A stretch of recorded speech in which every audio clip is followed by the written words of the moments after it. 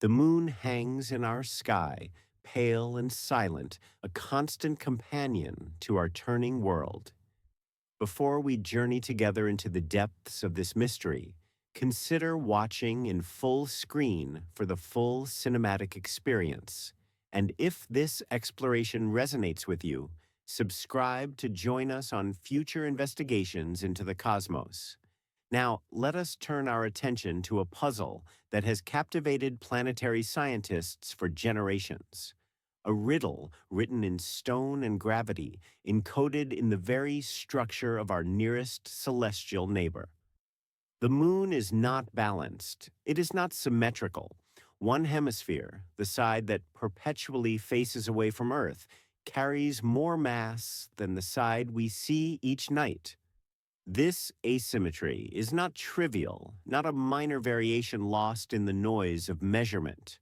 It is profound, consistent, and written into the gravitational signature of the lunar body itself. The question before us is simple in its formulation, yet staggeringly complex in its answer. Why is one side of the moon heavier than the other? To understand this question, we must first understand what we mean when we speak of weight and mass in the context of a celestial body. The moon, like Earth, like all planets and moons, is not a uniform sphere of constant density. It is a layered, differentiated world with regions of varying composition, temperature, and structural integrity. When we say one side is heavier, we are speaking of mass distribution, of how matter is arranged within and upon the lunar body. We are speaking of gravitational anomalies, of places where the pull of gravity is stronger or weaker than we would expect from a perfectly uniform sphere. The story of the moon's asymmetry begins with observation. Long before humans set foot on the lunar surface, before spacecraft mapped its gravitational field with exquisite precision, astronomers noticed something peculiar. The moon always shows us the same face. This phenomenon, known as tidal locking or synchronous rotation, means that the moon's rotation period exactly matches its orbital period around Earth. One lunar day equals one lunar month, both approximately 27.3 Earth days. This is not coincidence. It is the result of gravitational forces acting over billions of years, gradually slowing the moon's rotation until it settled into this stable configuration. But tidal locking itself, while essential to our story, is not the asymmetry we seek to understand. Rather, it is a consequence of that asymmetry, or perhaps both are consequences of deeper causes woven into the moon's formation and evolution. The locked face creates a fundamental division in lunar geography: the near side, eternally facing Earth, and the far side, forever hidden from our direct view until the space age brought cameras beyond the moon's limb. When the Soviet spacecraft Luna 3 transmitted the first images of the far side in 1959, scientists were struck by a profound difference.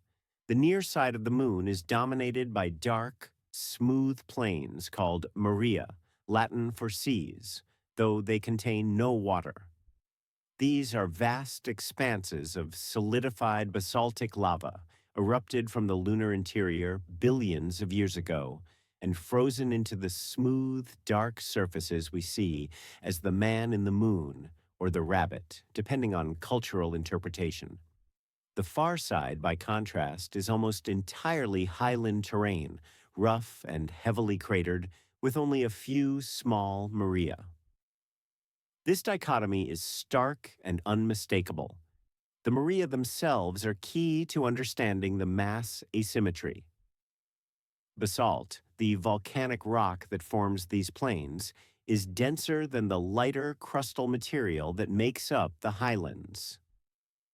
Basalt has a density of roughly 3 grams per cubic centimeter, while the anorthositic rock of the highlands, rich in aluminum and calcium, has a density closer to 2.8 grams per cubic centimeter. This difference might seem small, but when integrated over the vast volumes of the Maria, which can be several kilometers thick and hundreds of kilometers across, the cumulative effect is substantial. The near side, with its extensive Maria, carries more dense material near its surface than the far side. But this surface asymmetry, significant as it is, tells only part of the story. The truly profound mystery lies deeper in the structure of the lunar crust itself. Seismic data collected by instruments placed on the moon during the Apollo missions revealed that the lunar crust is not uniform in thickness. On the near side, the crust averages approximately 30 to 40 kilometers in thickness. On the far side, it averages closer to 50 to 60 kilometers, with some regions potentially exceeding 80 kilometers. This is an enormous difference, a variation that speaks to fundamental processes in the moon's early history. A thicker crust means more crustal material, and crustal material, even the lighter anorthositic rock, still contributes mass. However, the relationship between crustal thickness and the overall mass distribution is not straightforward. A thicker, lighter crust might actually contribute less to the local gravitational field than a thinner region underlain by denser mantle rock. The interplay between crustal thickness, crustal density, mantle density, and surface features creates a complex, three-dimensional puzzle. To truly grasp the mass asymmetry, we must invoke the concept of gravitational anomalies. When spacecraft orbit the moon, their trajectories are influenced by the gravitational pull of the mass beneath them. If the moon were a perfect sphere of uniform density, the spacecraft's orbit would be a smooth, predictable ellipse. But the moon is not uniform, and so spacecraft experience slight accelerations and decelerations as they pass over regions of higher or lower mass concentration. By precisely tracking these orbital perturbations, scientists can map the moon's gravitational field, creating a detailed picture of how mass is distributed within the lunar body. These measurements revealed the existence of mascons, short for mass concentrations. Mascons are regions of anomalously high gravity, found primarily beneath the large impact basins on the near side, such as Mare Imbrium, Mare Serenitatis, and Mare Crisium. These gravitational highs are powerful enough to measurably affect spacecraft orbits, and they posed a significant challenge to early lunar orbiters, which had to be carefully controlled to avoid crashing into the surface due to unexpected accelerations. The mascons are intimately connected to the Maria. When a large asteroid or comet impacts the moon, it excavates an enormous basin, blasting away crustal material and exposing the denser mantle beneath. The impact also generates tremendous heat, melting rock and creating a pool of molten material in the basin. Over time, this basin can fill with basaltic lava, either from the impact itself or from subsequent volcanic eruptions, driven by the heat and pressure changes caused by the impact. The result is a region where dense basalt overlies dense mantle material with a thinned crust in between. This layering of dense materials creates a gravitational anomaly, a local increase in the strength of the moon's gravity. But why are mascons concentrated on the near side? Why are the Maria and their associated mass concentrations predominantly found on the hemisphere facing Earth? This is the heart of the asymmetry question, and to answer it, we must delve into the moon's thermal and volcanic history. The moon formed approximately 4.5 billion years ago, shortly after the formation of the solar system itself. The most widely accepted theory of lunar origin is the giant impact hypothesis, which posits that a Mars-sized body, often called Theia, collided with the early Earth. This cataclysmic impact ejected a vast amount of material into orbit around Earth, material that quickly coalesced to form the Moon. The newly formed Moon was hot, possibly even molten at its surface, heated by the energy of accretion and the decay of radioactive elements within its interior. As the Moon cooled, denser materials sank toward the center, while lighter materials rose to the surface, a process called differentiation. The lightest materials, rich in aluminum, calcium, and silica, formed a thick crust of anorthosite, the bright highland rock that dominates much of the lunar surface. Beneath this crust lay a mantle of denser silicate minerals, and at the very center, a small metallic core, much smaller relative to the Moon's size than Earth's core is to Earth. The cooling process was not uniform. The Moon's interior retained heat from its formation, from the decay of radioactive isotopes like uranium, thorium, and potassium, and from the gravitational energy of its formation. This heat drove geological activity, including volcanic eruptions. But volcanic activity requires more than just heat. It requires pathways for molten rock to reach the surface, and it requires a source of that molten rock in the first place. The asymmetry in volcanic activity, with Maria concentrated on the near side, suggests that conditions favorable to volcanism were more prevalent on the near side. One possibility is that the near side crust was thinner from the outset, making it easier for magma to breach the surface. But why would the crust be thinner on one side? This brings us to one of the most intriguing hypotheses in lunar science: the role of Earth's gravitational influence during the Moon's early cooling. When the Moon was young and molten or partially molten, Earth's gravity exerted a powerful tidal force on it.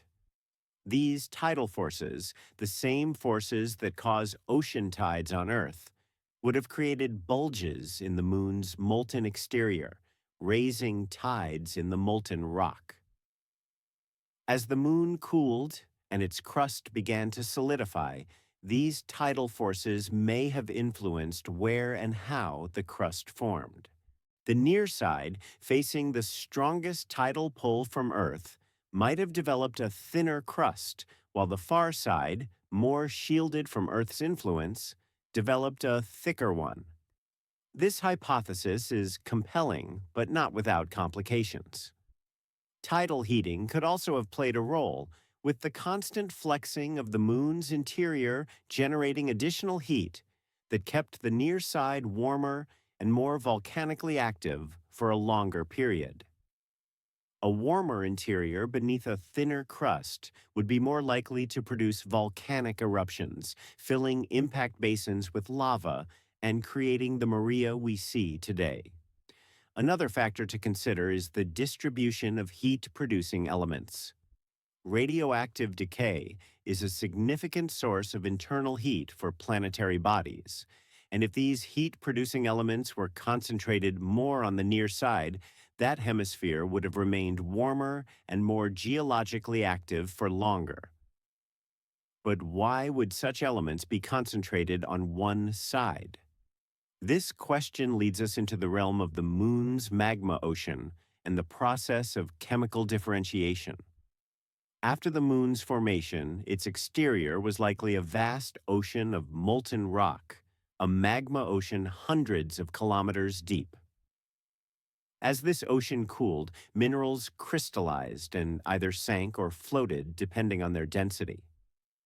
The first minerals to crystallize were dense, iron and magnesium-rich minerals like olivine and pyroxene, which sank to form the lower part of the mantle. Later, as cooling continued, lighter minerals like plagioclase feldspar crystallized and floated to the surface, forming the anorthositic crust. But crystallization is rarely complete or perfect. The last remaining liquid, enriched in elements that don't easily fit into common mineral structures, formed a layer rich in incompatible elements.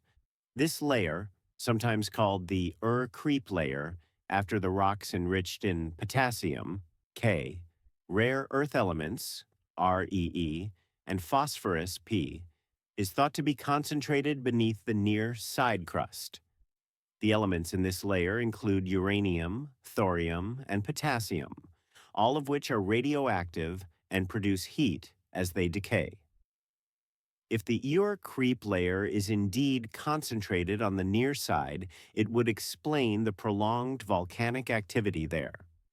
The heat from radioactive decay would have kept the underlying mantle warmer, promoting melting and volcanism. It would also explain the geochemical differences between near-side and far-side rocks, with near-side basalts showing enrichment in incompatible elements compared to the limited volcanic rocks we've analyzed from the far side. But why would the creep layer be concentrated on one side? This is where hypotheses become more speculative, yet grounded in physical principles. One possibility involves the final stages of the magma ocean's crystallization. If the moon was tidally locked to Earth, even as the magma ocean was solidifying, Earth's gravitational pull could have influenced the flow and distribution of the remaining liquid magma. The last pockets of enriched liquid might have been preferentially concentrated on the near side due to tidal forces or convective patterns driven by the asymmetric heating caused by Earth's presence. Another hypothesis suggests that the asymmetry arose from an external cause, a secondary impact early in the moon's history. Some scientists have proposed that the moon experienced a collision with a smaller body, perhaps a companion moon formed in the same giant impact that created the moon itself. This collision would have occurred on the far side, thickening the crust there by piling up debris and disrupting the symmetry of the cooling magma ocean. The near side, less affected, would have retained a thinner crust and more of the heat-producing creep layer.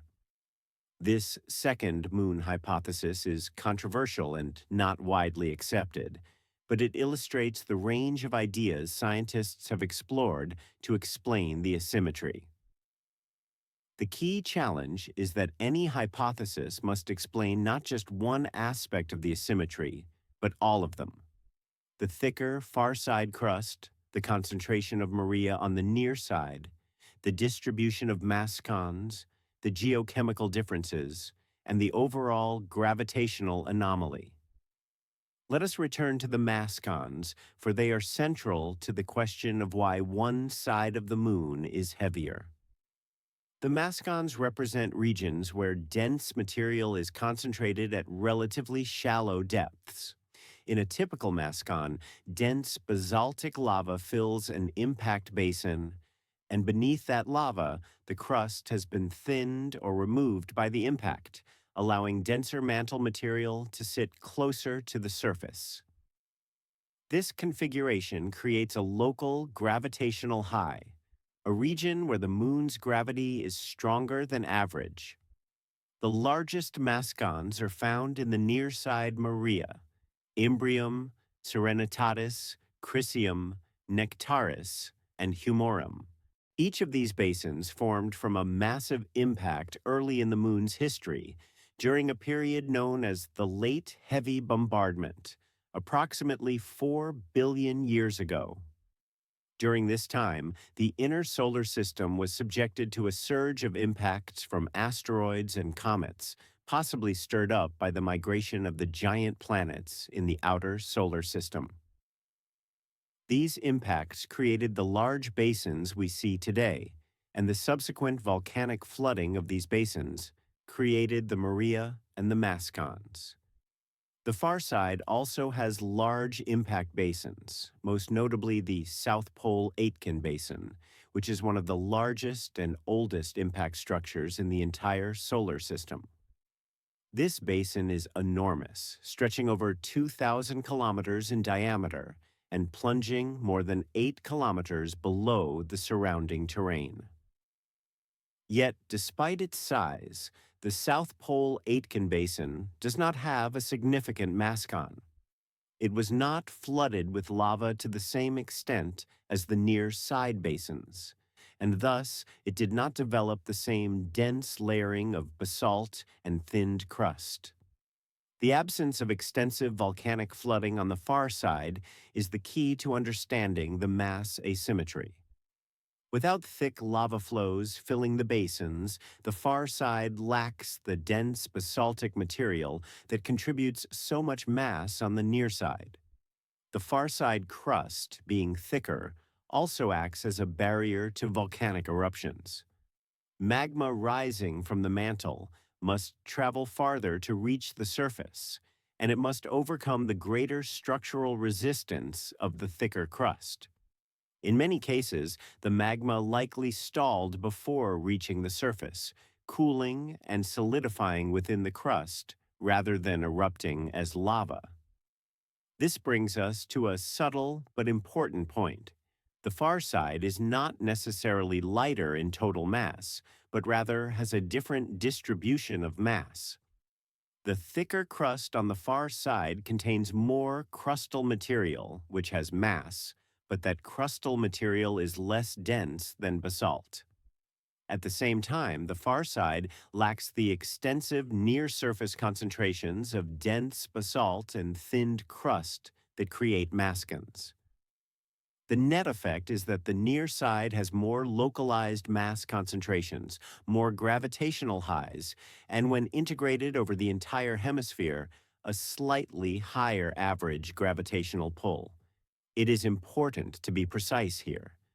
When we say one side of the moon is heavier, we are not necessarily saying that one hemisphere has more total mass than the other, though that is certainly possible.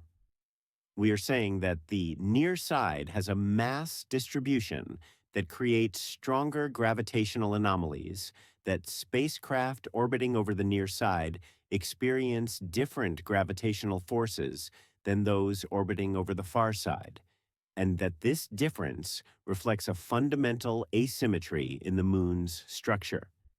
To quantify this asymmetry, scientists use a concept called the gravitational potential. The gravitational potential is a measure of the gravitational energy at any point in space, and it can be mapped across the moon's surface using spacecraft tracking data. When this is done, the result is a detailed map showing regions of high and low gravitational potential, corresponding to regions of high and low mass concentration. These maps reveal that the near-side Maria, particularly Imbrium and Serenitatis, are dominated by positive gravitational anomalies, indicating excess mass. The far side, by contrast, has fewer and weaker positive anomalies, and some regions even show negative anomalies, indicating less mass than would be expected for a uniform sphere. The center of figure of the moon, the geometric center of its shape, is offset from its center of mass, the point where all its mass is balanced, by about 2 kilometers in the direction of the Earth-facing side. This offset is a direct reflection of the mass asymmetry. Now let us consider the deeper implications of this asymmetry. The moon's structure, with its thicker far side crust and near side Maria, is not a frozen accident. It is the product of a complex interplay of processes that unfolded over billions of years. The moon's formation, its initial cooling and differentiation, the crystallization of the magma ocean, the distribution of heat-producing elements, the influence of Earth's gravitational field, the impacts that created basins, and the volcanic eruptions that filled them. Each of these processes can be understood through the principles of physics, chemistry, and planetary science. The formation of the moon through a giant impact involves the physics of collision, vaporization, and accretion. The cooling and differentiation of the moon involves thermodynamics, the behavior of molten silicate rocks, and the settling of minerals under gravity. The crystallization of the magma ocean involves phase diagrams, mineral chemistry, and the partitioning of elements between solid and liquid phases. The impact processes involve shock physics, crater mechanics, and the excavation of crustal and mantle material. The volcanic eruptions involve mantle melting, magma ascent, and the interaction of magma with the overlying crust. Let us delve deeper into the physics of the magma ocean, for it is here that many of the asymmetries may have originated. Imagine the moon in its infancy, a sphere of molten rock glowing red hot against the blackness of space. Earth looms nearby, far larger than the moon, exerting a powerful gravitational pull. The moon is not yet tidally locked, but Earth's gravity is already shaping it, creating tidal bulges in the molten rock. As the surface begins to cool, a thin crust forms, but it is fragile and constantly disrupted by convection in the magma below and by impacts from debris still orbiting Earth. The crust that does form is dominated by plagioclase feldspar, a mineral that is less dense than the magma and thus floats to the surface. This plagioclase-rich crust is the foundation of the lunar highlands. But the crystallization is not instantaneous or uniform. Different regions of the magma ocean cool at different rates, depending on their distance from the surface, their exposure to space, and any internal variations in heat production or convection. The near side, facing Earth, may cool differently than the far side, facing the open cosmos. Earth's reflected heat, its gravitational tidal heating, or even its influence on convective patterns in the magma ocean, could create asymmetries. As crystallization proceeds, the magma becomes progressively enriched in elements that don't fit well into the crystallizing minerals. These incompatible elements, including uranium, thorium, potassium, rare earth elements, and phosphorus, are excluded from the minerals and concentrate in the remaining liquid. Eventually, the last remaining liquid, now highly enriched in these elements, solidifies as the creep layer. If convection in the magma ocean was influenced by Earth's tidal forces, it might have created a flow pattern that concentrated this final enriched liquid beneath the near side. Imagine a convective pattern where warmer, lighter material rises on the near side and cooler, denser material sinks on the far side. Such a pattern would concentrate the last liquid, the creep layer, beneath the near side, where it would later provide the heat and source material for volcanism. This scenario is plausible, but difficult to prove.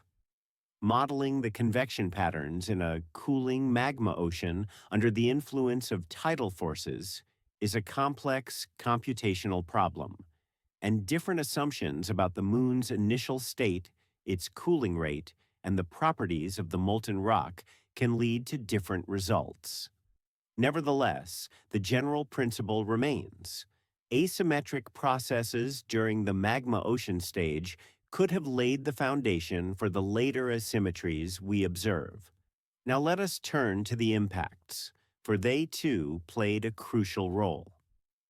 The late heavy bombardment was a cataclysmic period in the history of the inner solar system, a time when the rate of impacts suddenly increased, possibly due to a reshuffling of the orbits of the giant planets. During this period, the Moon, Earth, and the other terrestrial planets were subjected to a barrage of impacts from asteroids and comets. The impacts that created the large basins on the Moon were events of almost unimaginable violence. An object tens or even hundreds of kilometers in diameter, traveling at tens of kilometers per second, struck the lunar surface with an energy equivalent to billions of nuclear bombs. The impact vaporized the impactor, and a large volume of the lunar surface excavated a crater tens of kilometers deep and hundreds of kilometers across, and sent a cascade of shock waves through the lunar interior. In the immediate aftermath of such an impact, the basin floor would have been covered in a sheet of impact melt, rock liquefied by the intense heat of the collision. The crust beneath the basin would have been severely fractured and thinned, and in some cases, mantle material would have been exposed or brought close to the surface. The basin itself would have acted as a depression, a low point in the lunar landscape, and over time, it could fill with volcanic lava. But for lava to fill the basin, there must be volcanism. And for volcanism, there must be a source of molten rock and a pathway to the surface. This is where the asymmetry in crustal thickness and heat production becomes critical. On the near side, the thinner crust and the presence of the creep layer beneath created conditions favorable to volcanism. But for lava to fill the basin, there must be volcanism.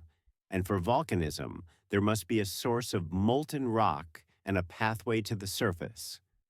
This is where the asymmetry in crustal thickness and heat production becomes critical. On the near side, the thinner crust and the presence of the creep layer beneath created conditions favorable to volcanism. The heat from radioactive decay in the creep layer warmed the overlying mantle, promoting partial melting. The molten rock, less dense than the solid mantle, rose buoyantly toward the surface. The thinned crust beneath the impact basins provided an easy pathway, fractures and faults through which the magma could ascend. On the far side, the situation was different. The thicker crust presented a greater barrier to ascending magma. The absence of a significant creep layer meant less internal heating and less mantle melting. Even where impacts created basins, the magma generated in the mantle had to travel farther and overcome more resistance to reach the surface. In many cases, it never did. The South Pole Aitken Basin, despite its enormous size, was never extensively flooded with lava, likely because the far side crust was simply too thick and the magma supply insufficient. The result of these processes is the dichotomy we observe: near side basins filled with dense basaltic lava, creating maria and mascons, while far side basins remained largely unfilled, exposing the ancient cratered highlands. This dichotomy is the primary cause of the mass asymmetry. The near side, with its maria and mascons, carries more dense material at shallow depths, creating stronger gravitational anomalies and shifting the Moon's center of mass toward Earth. Let us now consider the timescales involved, for the Moon's asymmetry is not a snapshot, but the cumulative result of processes that unfolded over billions of years. The Moon formed approximately 4.5 billion years ago. The magma ocean solidified over the next few tens to perhaps 100 million years, a period during which the crust formed and the creep layer was established. The late heavy bombardment occurred around 4 billion years ago, creating the large impact basins. Volcanic activity, filling these basins with lava, peaked between approximately 4 and 3 billion years ago, then gradually declined as the Moon's interior cooled and volcanic activity ceased. By about 3 billion years ago, the Moon had largely become the geologically dead world we see today, its surface frozen in time, preserving a record of these ancient processes. The Maria, with their smooth surfaces and relatively few craters, date to this period of volcanic activity. The highlands, heavily cratered and ancient, preserve the surface of the moon as it existed before and during the late heavy bombardment. The asymmetry we observe today, then, is a fossil, a remnant of the moon's first 1.5 billion years, when it was geologically active, when its interior was hot and molten rock flowed beneath and onto its surface.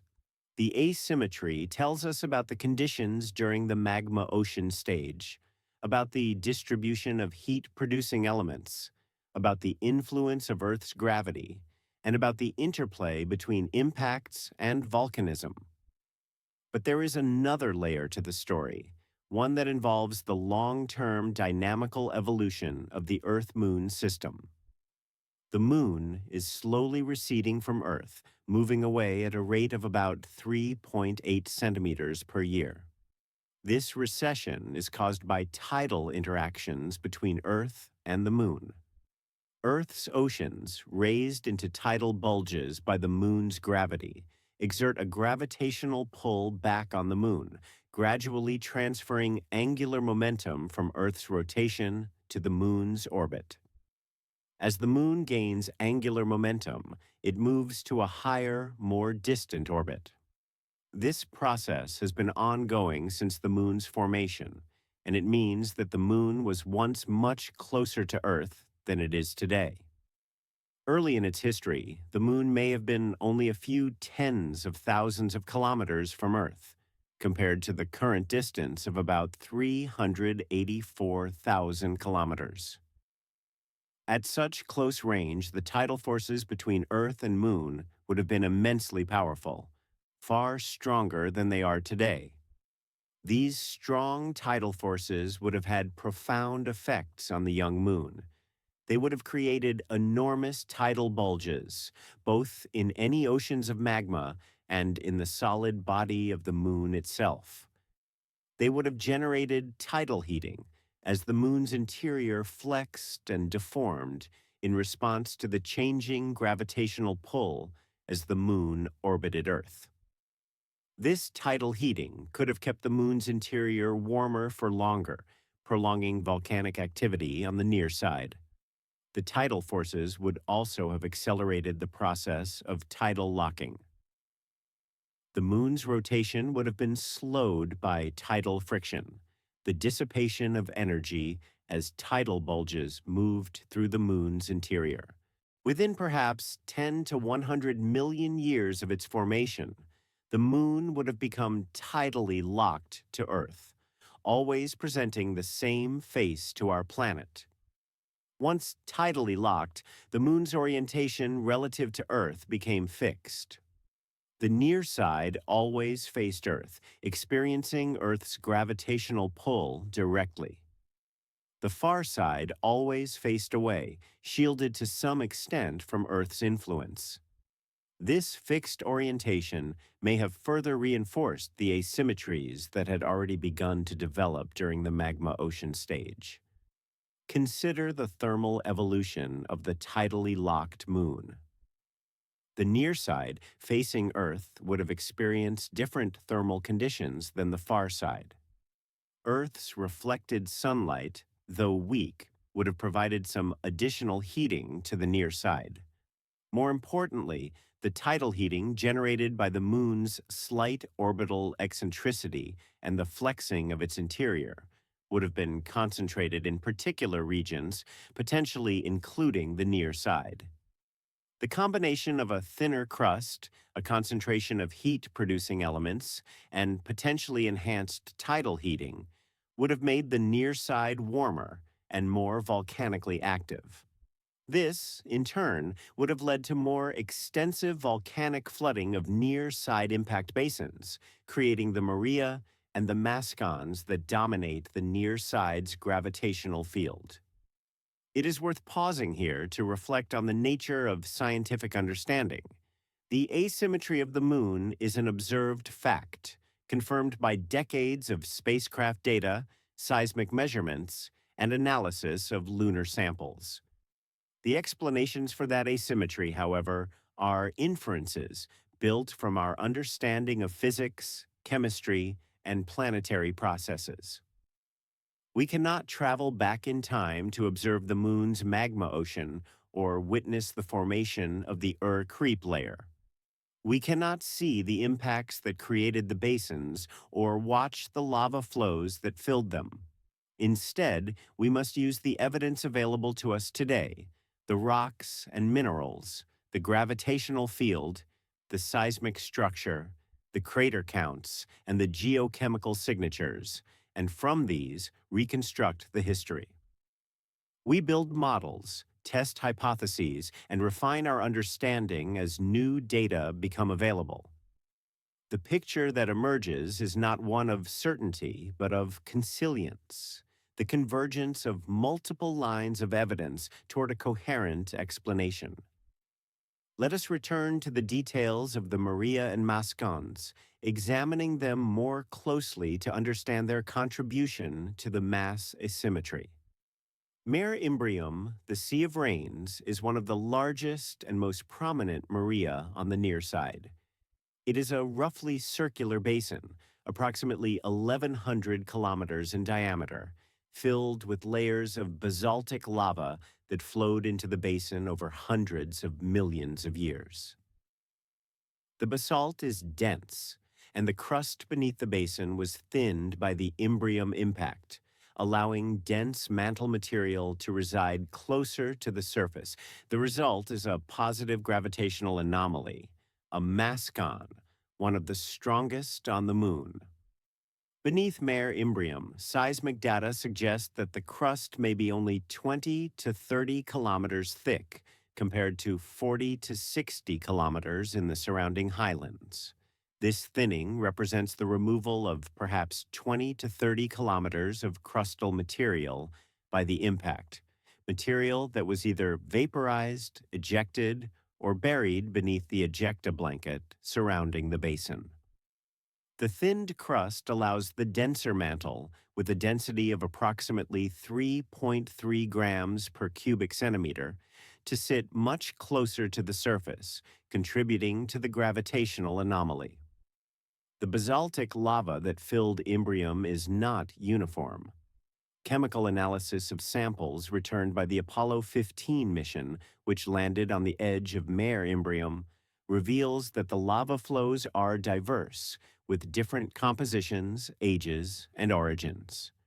Some flows are rich in titanium, giving them a dark, almost black appearance. Others are lower in titanium and appear lighter. This diversity suggests that the lava came from different depths and different degrees of mantle melting, tapped over an extended period of volcanic activity. The ages of the Imbrium basalts range from approximately 3.9 billion years to perhaps as young as 3.2 billion years, a span of several hundred million years. This prolonged volcanism required a sustained source of heat and magma, consistent with the presence of heat-producing elements in the Ur-Creep layer beneath the basin. Each lava flow added more mass to the basin, layer upon layer of dense basalt, accumulating to thicknesses of several kilometers in some regions. Mare Serenitatis, the Sea of Serenity, tells a similar story. This basin, approximately 700 kilometers in diameter, was also formed by a large impact and subsequently filled with basaltic lava. The Apollo 17 mission landed in the Taurus Littrow Valley on the edge of Serenitatis, and the samples returned from that mission provide a detailed record of the basin's volcanic history. The basalts of Serenitatis are chemically distinct from those of Imbrium, indicating different mantle sources or different melting conditions, yet they too contribute to a significant mascon.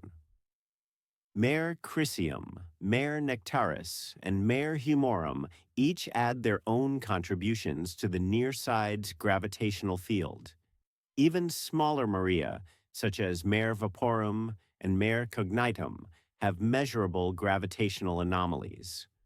When all these Maria are considered together, the cumulative effect is substantial. The near side of the moon is laced with mascons, regions where dense material is concentrated at shallow depths, creating a network of gravitational highs that define the near side's gravitational signature. The far side, by contrast, is largely devoid of such features. There are a few small Maria on the far side, such as Mare Moscoviennes and Mar Ingeni, and these do have weak gravitational anomalies, but they are far smaller and less significant than their near side counterparts. The South Pole Aitken Basin, despite its enormous size, does not have a strong mascon. Instead, it shows a complex gravitational signature, with some regions of slightly elevated gravity, but nothing approaching the strength of Imbrium or Serenitatis. The absence of a strong mascon in the South Pole Aitken Basin is particularly informative. This basin is not only one of the largest on the Moon, but also one of the oldest, predating many of the near-side basins. If the conditions for volcanic flooding had been present, the South Pole Aitken Basin would have been an ideal candidate for extensive lava fill. Its great depth would have provided ample volume, and its ancient age would have allowed billions of years for volcanic activity to fill it. Yet it remains largely unfilled, a testament to the absence of volcanism on the far side. One hypothesis for this absence is that the South Pole Aitken impact occurred so early in the Moon's history that the interior had not yet differentiated sufficiently to produce the creep layer, or that the impact itself disrupted the thermal and chemical structure of the far side in a way that inhibited later volcanism. Another possibility is that the far side crust was already significantly thicker by the time of the impact, making it difficult for magma to reach the surface even in such a large basin. The geochemical evidence supports the idea that the far side lacks the heat-producing elements that drove near-side volcanism. Orbital measurements of surface composition using instruments that detect gamma rays and neutrons emitted by the decay of radioactive elements show that thorium, a proxy for the other heat-producing elements, is concentrated on the near side, particularly around Mare Imbrium and the region known as the Prosolarum creep terrain.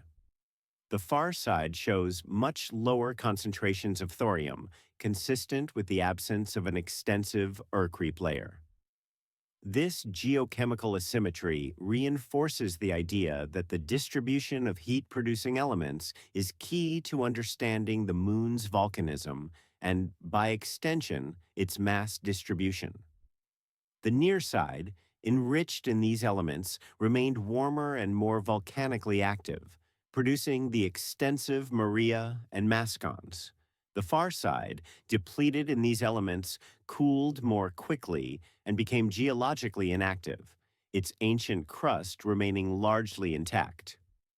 Let us now consider the implications of this asymmetry for the Moon's overall structure and stability. A body with an asymmetric mass distribution is not in a simple, stable state. The gravitational forces acting on it, both internal and external, create torques and stresses that can influence its orientation and evolution. The Moon's orientation, with the heavier near side facing Earth, is not arbitrary. It is, in fact, the most stable configuration for a tidally locked body with a mass asymmetry. If the Moon were somehow rotated so that the far side faced Earth, the gravitational interaction with Earth would create a torque, gradually rotating the Moon back to its current orientation.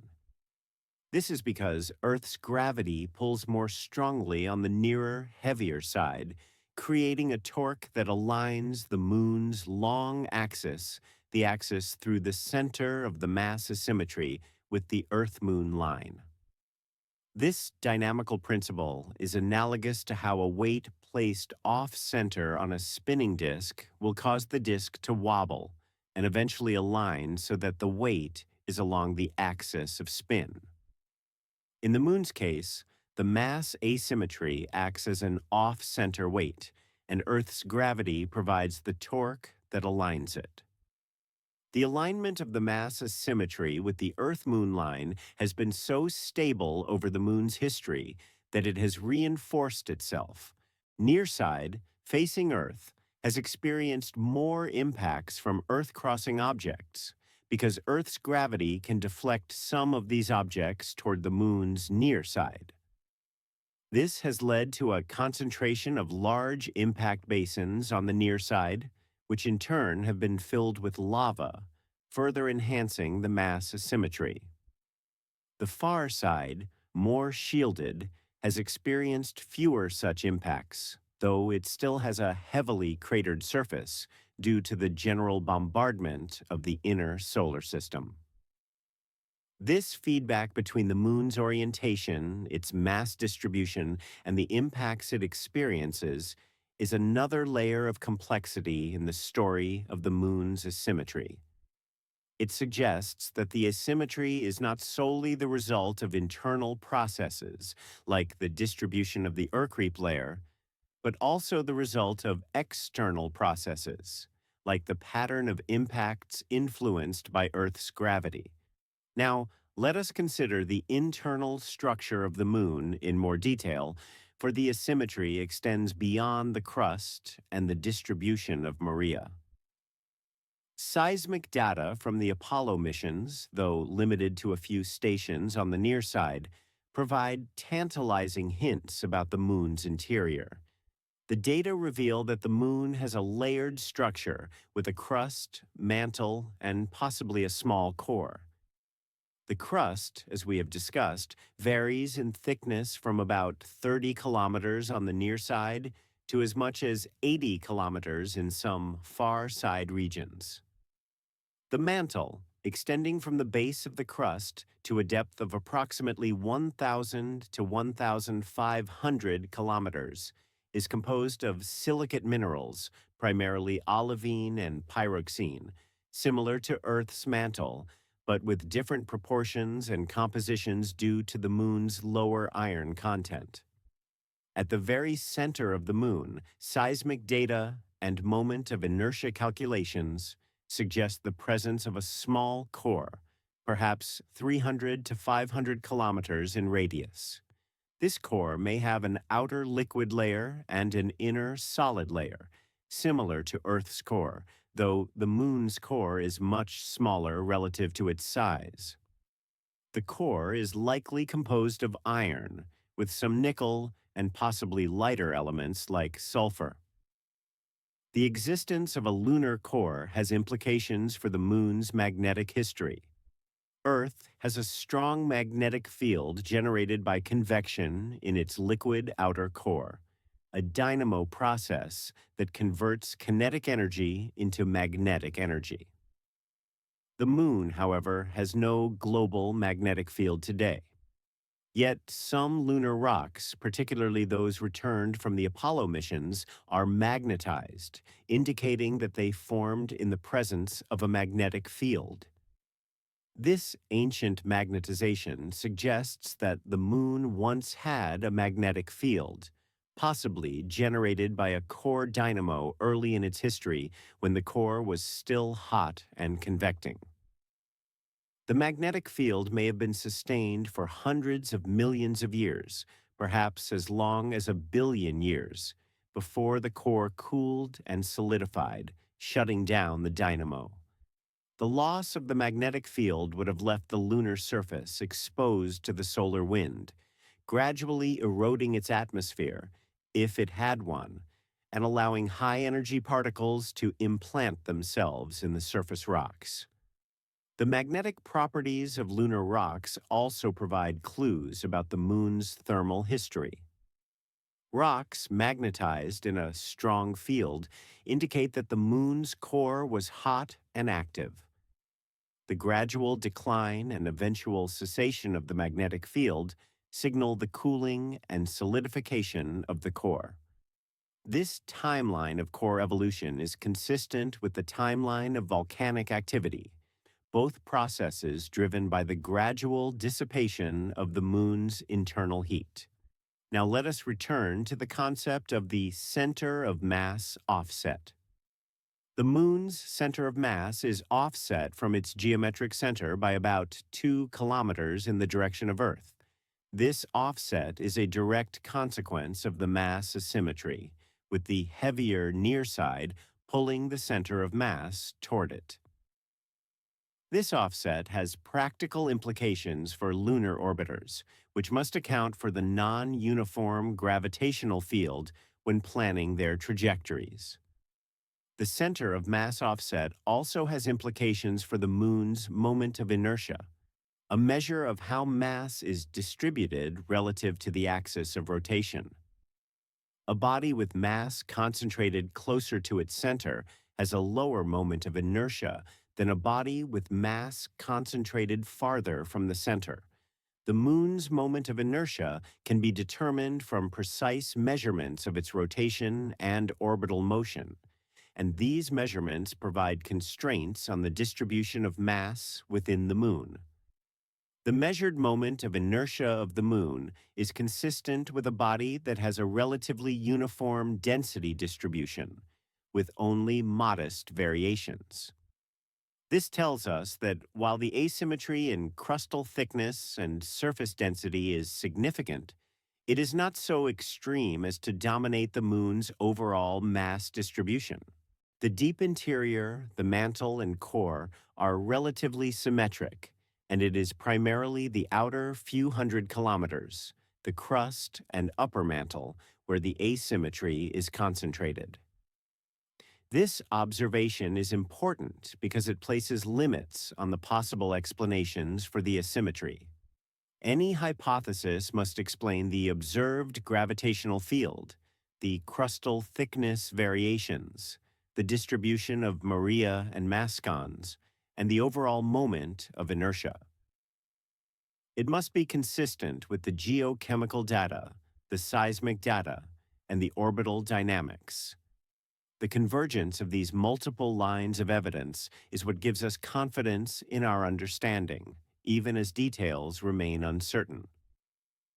Let us now explore one of the more subtle aspects of the moon's asymmetry: the difference in the frequency and characteristics of impacts between the near side and far side.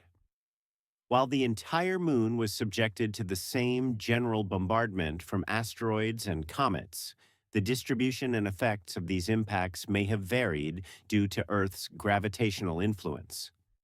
Earth, being a massive body, can alter the trajectories of incoming objects. Some objects that would have missed the moon entirely may have been deflected by Earth's gravity onto a collision course with the moon. The geometry of the Earth-Moon system means that these deflected objects are more likely to strike the moon's near side, the side facing Earth. This could have led to a higher density of impacts on the near side, particularly from objects originating from certain regions of the solar system.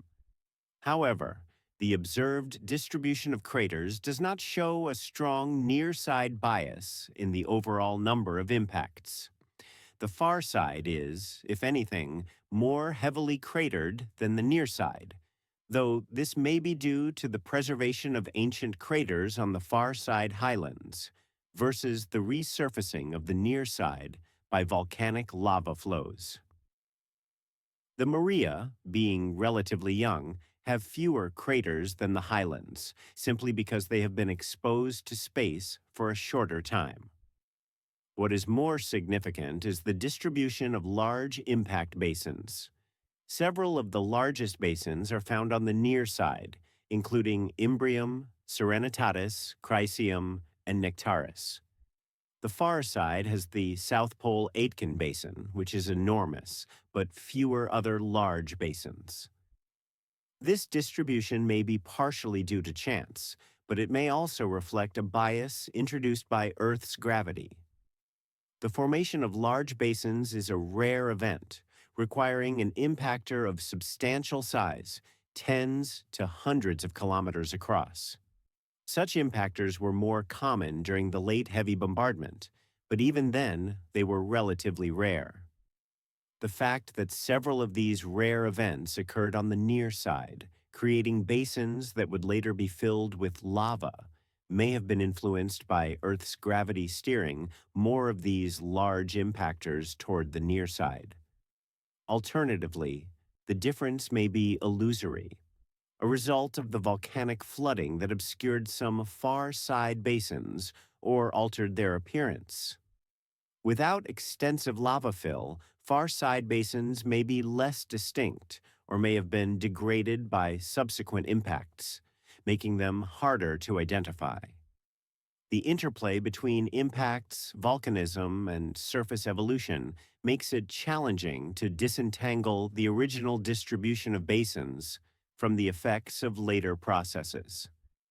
Let us now consider the role of volcanism in more depth, for it is the volcanic flooding of the basins that ultimately created the mass asymmetry.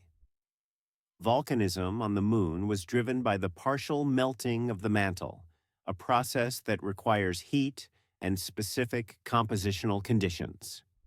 The heat came from several sources.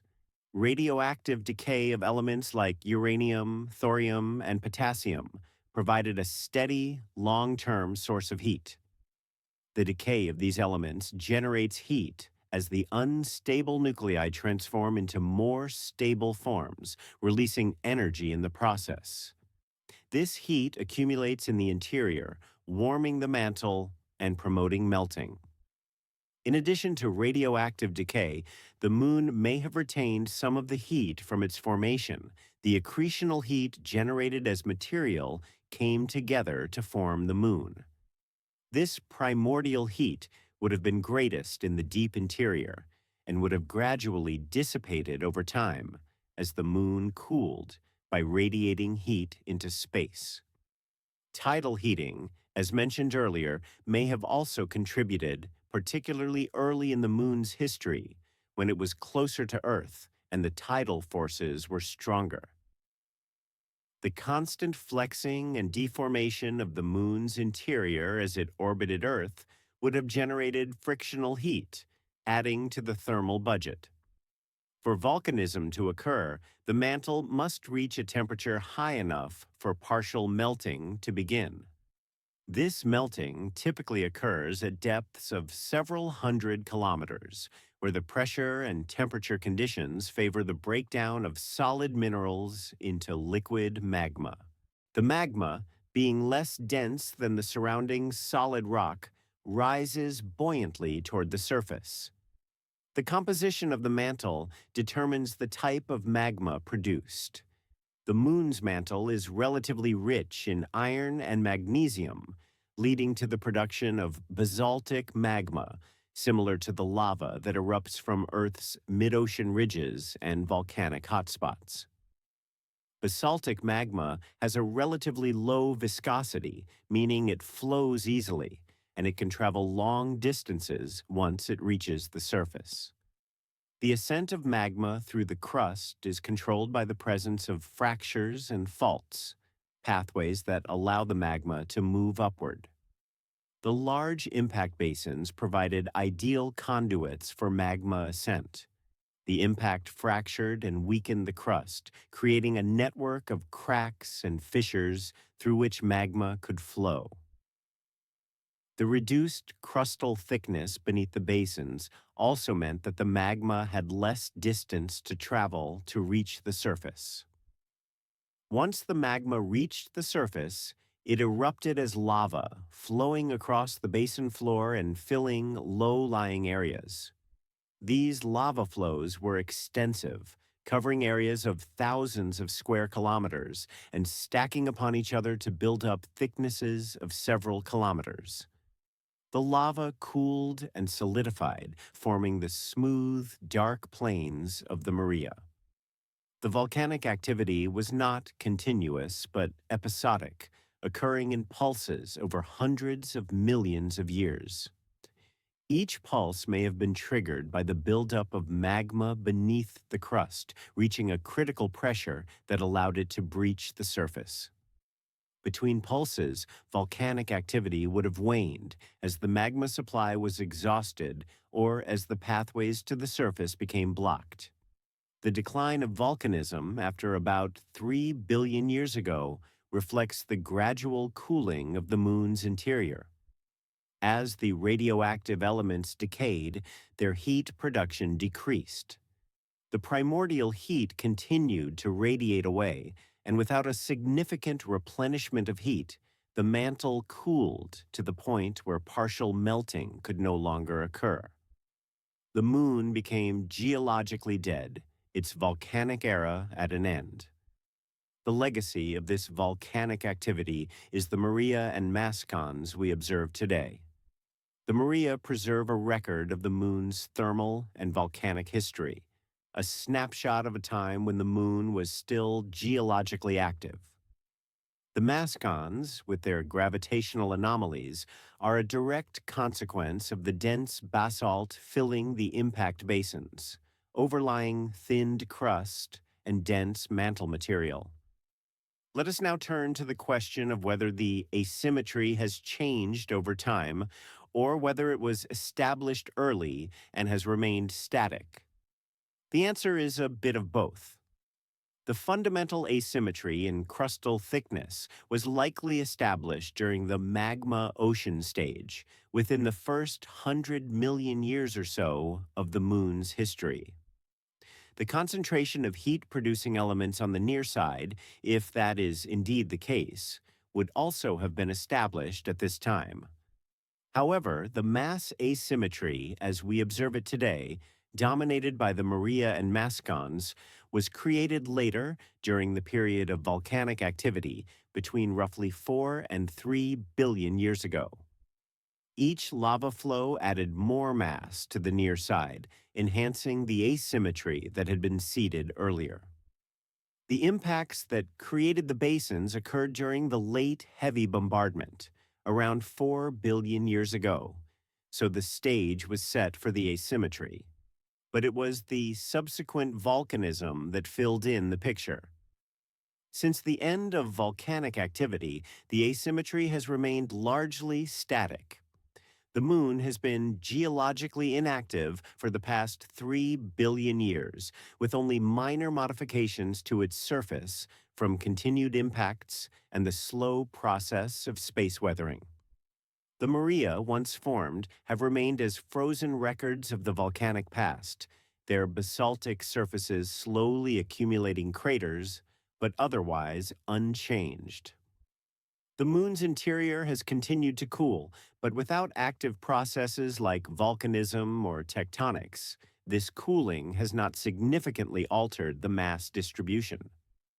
The center of mass offset has remained constant, the mascons have remained in place, and the gravitational field has been essentially unchanging over the past 3 billion years. This static nature of the moon's asymmetry is both a blessing and a limitation for scientists. It is a blessing because the surface and structure of the moon preserve a record of the early solar system, a time capsule of processes that occurred billions of years ago. It is a limitation because without active processes, there are fewer clues to help us understand the moon's interior and its evolution. We must rely on the frozen evidence, the rocks, the gravitational field, the seismic data, and infer what happened in the distant past. Let us now consider some alternative hypotheses and ideas that have been proposed to explain the asymmetry, exploring the range of scientific thought on this question.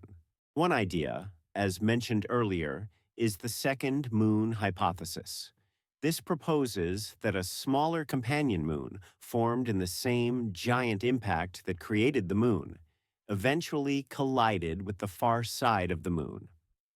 The collision would have been relatively slow, given that the two moons would have had similar orbits, and it would have deposited a thick layer of debris on the far side, thickening the crust there. This hypothesis can explain the thicker far side crust and potentially the chemical differences between the near and far sides.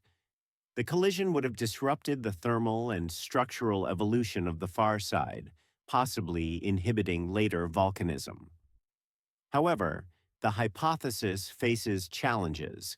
There is no direct evidence for a second moon, no remnants or clear signatures of such a collision in the lunar crust. The hypothesis also requires a rather specific set of circumstances, the formation of a companion moon and its subsequent collision, which may be less likely than other explanations. Another idea involves the role of asymmetric cooling due to Earth's thermal influence. Early in the moon's history, when Earth was still very hot and possibly partially molten from its own formation, it would have radiated a significant amount of heat. The moon's near side, facing Earth, would have received this radiated heat, potentially slowing its cooling compared to the far side. A slower cooling rate could have influenced the crystallization of the magma ocean, leading to differences in crustal thickness and composition. This hypothesis is intriguing, but difficult to quantify. The amount of heat radiated by Earth and absorbed by the Moon would depend on many factors, including Earth's temperature, the distance between Earth and Moon, and the reflectivity and thermal properties of the lunar surface. Modeling these effects is complex, and it is not clear whether the thermal influence would be sufficient to create the observed asymmetry. A third idea focuses on the convective patterns in the magma ocean. Some models suggest that the magma ocean may have had large-scale convective cells, with rising and sinking currents driven by temperature differences. If these convective cells were influenced by Earth's tidal forces, they might have become asymmetric, with different flow patterns on the near side versus the far side. Such asymmetric convection could have led to different cooling rates, different crystallization sequences, and ultimately, the asymmetries we observe. This hypothesis is supported by the fact that tidal forces can indeed influence convection, a phenomenon observed in other contexts, such as the atmospheres of tidally locked exoplanets. However, modeling convection in a cooling magma ocean is extremely challenging, and different models can produce different results depending on the assumptions made. Yet another line of thinking considers the role of the South Pole Aitken impact. This was an enormous event, one of the largest impacts in the Moon's history, and it occurred early, possibly before or during the magma ocean stage. The impact would have excavated a huge amount of material from the far side, potentially disrupting the crystallization of the magma ocean there. It might have also altered the thermal structure of the far side, influencing later volcanic activity. However, the South Pole Aitken Basin is so old that much of the evidence of its immediate effects has been obscured by subsequent impacts and geological processes. It is difficult to determine exactly how the impact influenced the Moon's evolution and whether it played a significant role in creating the asymmetry. All of these hypotheses and others remain active areas of research. Scientists test them by comparing model predictions with observational data, looking for signatures in the rocks, the gravitational field, the surface composition, and the seismic structure. Each new dataset, whether from a lunar sample, a spacecraft mission, or a refined model, adds another piece to the puzzle. One of the most promising avenues for future research is the collection of samples from the far side of the Moon. All of the Apollo missions landed on the near side, and the samples returned are thus biased toward near side geology. Samples from the far side, particularly from regions like the South Pole Aitken Basin or the far side highlands, would provide invaluable information about the composition, age, and thermal history of the far side. China's Chang'e missions have begun to address this, with Chang'e 4 landing in the Von Karman crater within the South Pole Aitken Basin, and future missions are planned to return samples from the far side. In addition to sample return, future missions may deploy seismometers across the moon's surface, creating a network that can provide detailed information about the moon's internal structure. Seismic waves travel through the moon's interior, and by analyzing how they are refracted, reflected, and attenuated, scientists can map the boundaries between different layers, identify regions of partial melt, and determine the size and state of the core. A global seismic network would be a transformative tool for understanding the moon's structure and asymmetry. Gravity mapping missions, such as NASA's Gravity Recovery and Interior Laboratory GRAIL mission, have already provided exquisite detail about the moon's gravitational field, revealing mascons, crustal thickness variations, and other features with unprecedented precision. Future missions could refine these measurements even further, potentially detecting time-variable gravity changes that might indicate ongoing processes in the lunar interior, though such changes are expected to be extremely small if they exist at all. Remote sensing from orbit will continue to play a crucial role. Instruments that measure surface composition, mineralogy, temperature, and other properties provide a global view of the moon's surface, complementing the detailed but localized information from samples and landers. Future missions may carry advanced instruments capable of detecting subtle variations in composition or identifying new mineral phases that could shed light on the moon's formation and evolution. As we continue to explore the moon, both robotically and eventually with human missions, our understanding of its asymmetry will deepen. Each new piece of data, each new rock, each new measurement adds to the story. The moon is not just a dead, airless rock. It is a world with a complex history, a history written in its structure, its surface, and its gravitational field. The asymmetry of the moon is a window into that history. It tells us about the moon's formation in the aftermath of a giant impact. It tells us about the cooling and crystallization of a global magma ocean. It tells us about the distribution of heat-producing elements and the role they played in driving volcanic activity. It tells us about the impacts that created basins and the lava flows that filled them. It tells us about the influence of Earth's gravity, both in shaping the moon's structure and in locking it into synchronous rotation. Let us reflect on the significance of this asymmetry from a broader perspective.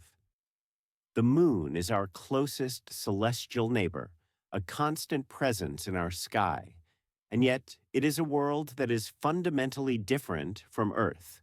It has no atmosphere, no oceans, no active geology. Its surface is ancient, preserving a record of the early solar system that has been largely erased on Earth by plate tectonics, weathering, and life. The moon's asymmetry is one of its defining characteristics, one of the features that makes it unique. It is not just an interesting scientific curiosity, but a fundamental aspect of the moon's identity. Understanding this asymmetry helps us understand the moon as a whole, its origin, its evolution, and its place in the Earth-Moon system. The Earth-Moon system itself is unusual in the solar system. The moon is extraordinarily large relative to Earth, with a diameter about a quarter that of Earth. This makes the Earth-Moon system more of a double planet system than a planet and satellite in the traditional sense. The origin of this system through a giant impact is a dramatic event, one that shaped both bodies and set the stage for their subsequent evolution. The moon's asymmetry is a legacy of that event and the processes that followed. It is a reminder that planetary bodies are not static, unchanging spheres, but dynamic systems that evolve over time in response to internal and external forces. The moon, despite its current geological inactivity, bears the scars and signatures of a violent and energetic past. As humans, we have a special relationship with the moon. It has been a source of wonder, inspiration, and scientific inquiry for millennia. Ancient cultures tracked its phases, created calendars based on its cycles, and wove it into their mythologies. The advent of the telescope allowed us to see its surface features, its mountains and craters, and to begin to understand it as a world in its own right. The space age brought us to the moon, allowing us to walk on its surface, collect its rocks, and study it in unprecedented detail.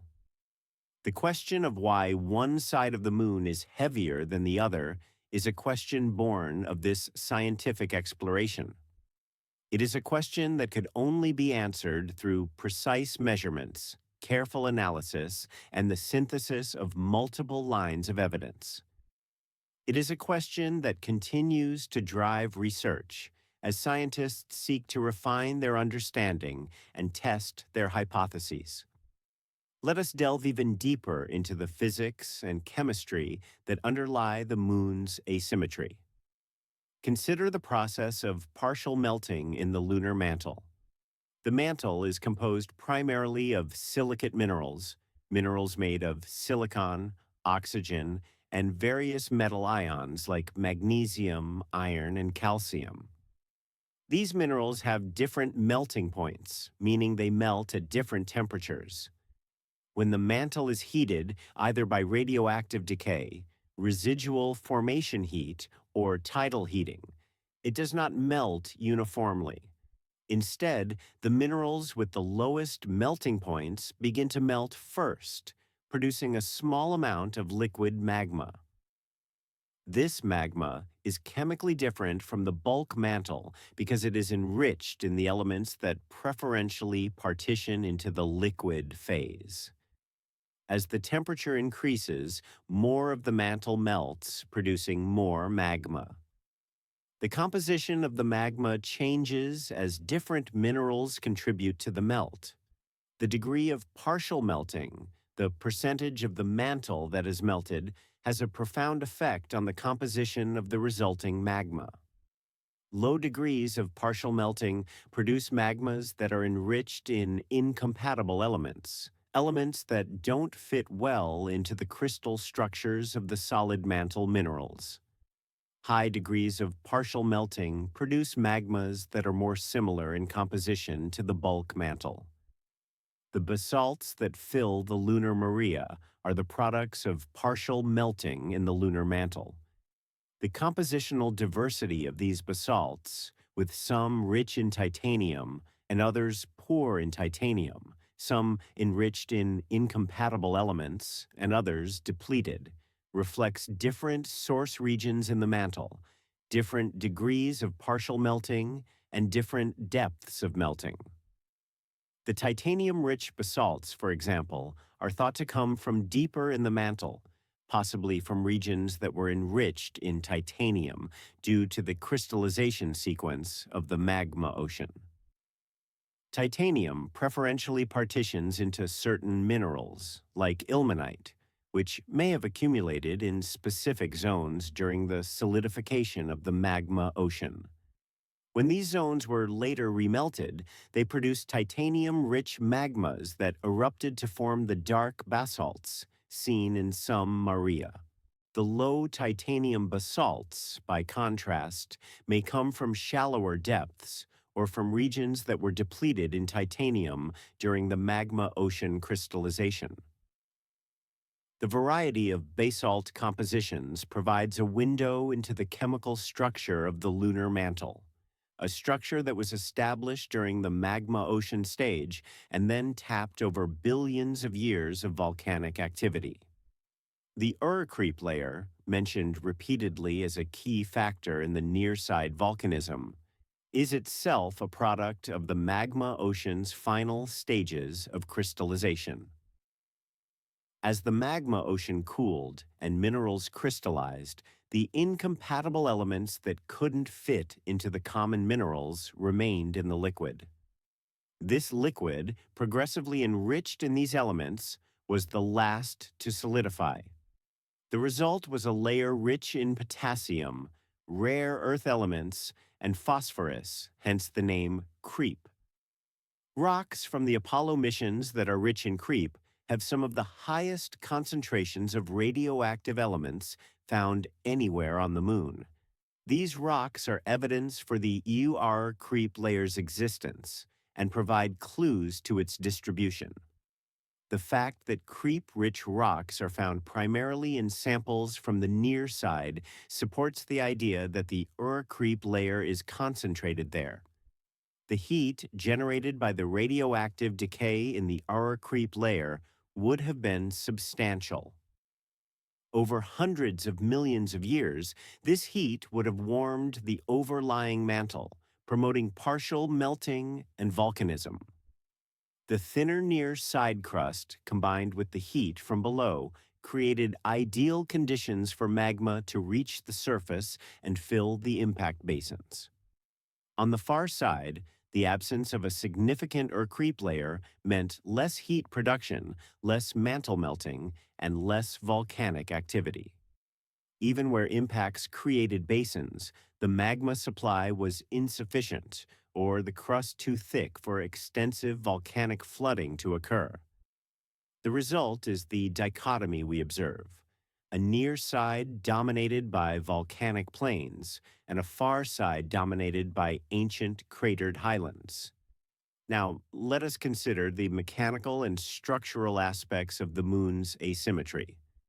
The thicker far side crust is not just a passive layer of rock, it has mechanical strength and supports stress. The crust can deform elastically under load, bending and flexing in response to forces, and it can also deform plastically or fracture if the stress exceeds its strength. The impact basins themselves are enormous loads on the lunar crust and mantle. When a basin forms, a huge mass of material is removed from the center of the basin and deposited around the rim as ejecta. This creates an imbalance, with less mass in the center of the basin and more mass around the edges. The underlying mantle responds to this imbalance by flowing upward beneath the basin, a process called isostatic adjustment. Isostatic adjustment is analogous to how a boat floats in water. If you remove weight from the boat, it rises higher in the water. If you add weight, it sinks lower. Similarly, if you remove mass from the lunar crust by excavating a basin, the underlying mantle flows upward to compensate, causing the basin floor to rise. This process occurs over geological timescales, driven by the slow, viscous flow of the mantle. The upward flow of the mantle beneath a basin brings denser mantle material closer to the surface, contributing to the gravitational anomaly. However, the process is not instantaneous. It depends on the viscosity of the mantle, which in turn depends on the temperature and composition of the mantle.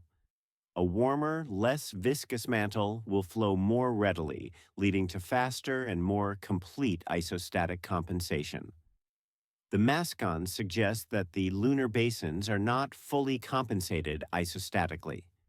If they were, the dense mantle upwelling would be balanced by the mass deficit from the excavated material, and there would be no net gravitational anomaly. The fact that mascons exist indicates that there is excess mass in the basins beyond what would be expected from isostatic compensation alone. This excess mass comes from the dense basaltic lava that fills the basins. The filling of a basin with lava adds a significant load to the crust and mantle. This load causes the crust to flex downward, bending under the weight of the lava. The amount of flexing depends on the thickness and strength of the crust.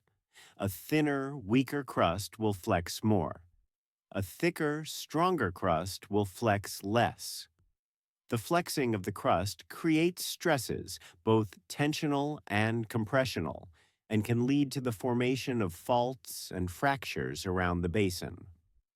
Some lunar maria show evidence of this flexural tectonics. Features like wrinkle ridges, which are low ridges that snake across the maria, are thought to be thrust faults, places where the crust has been compressed and pushed upward.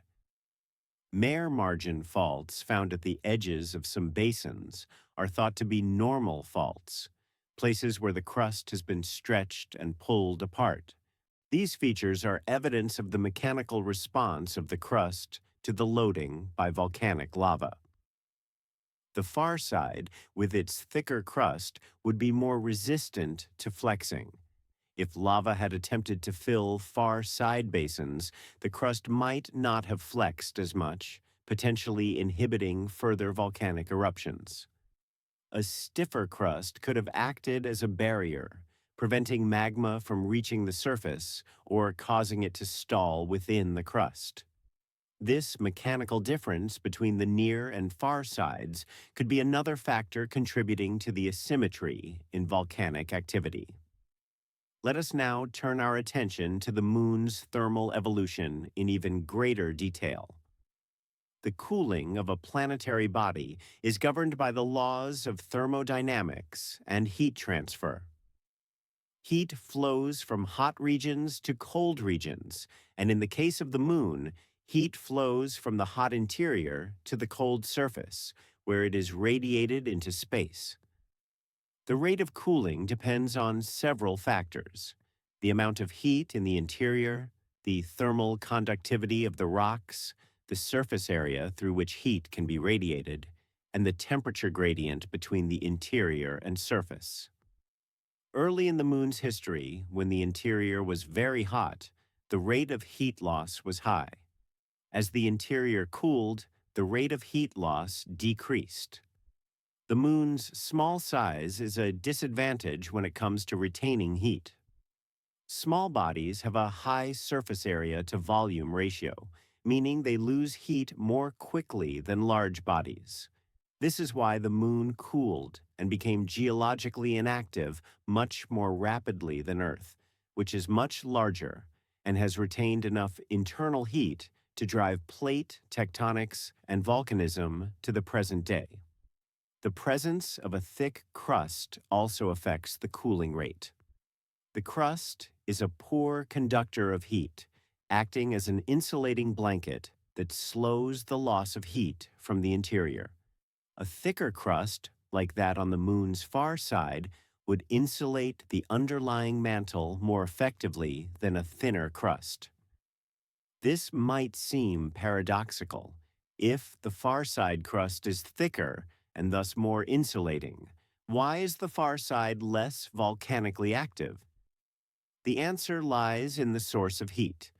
Insulation only matters if there is heat to be retained.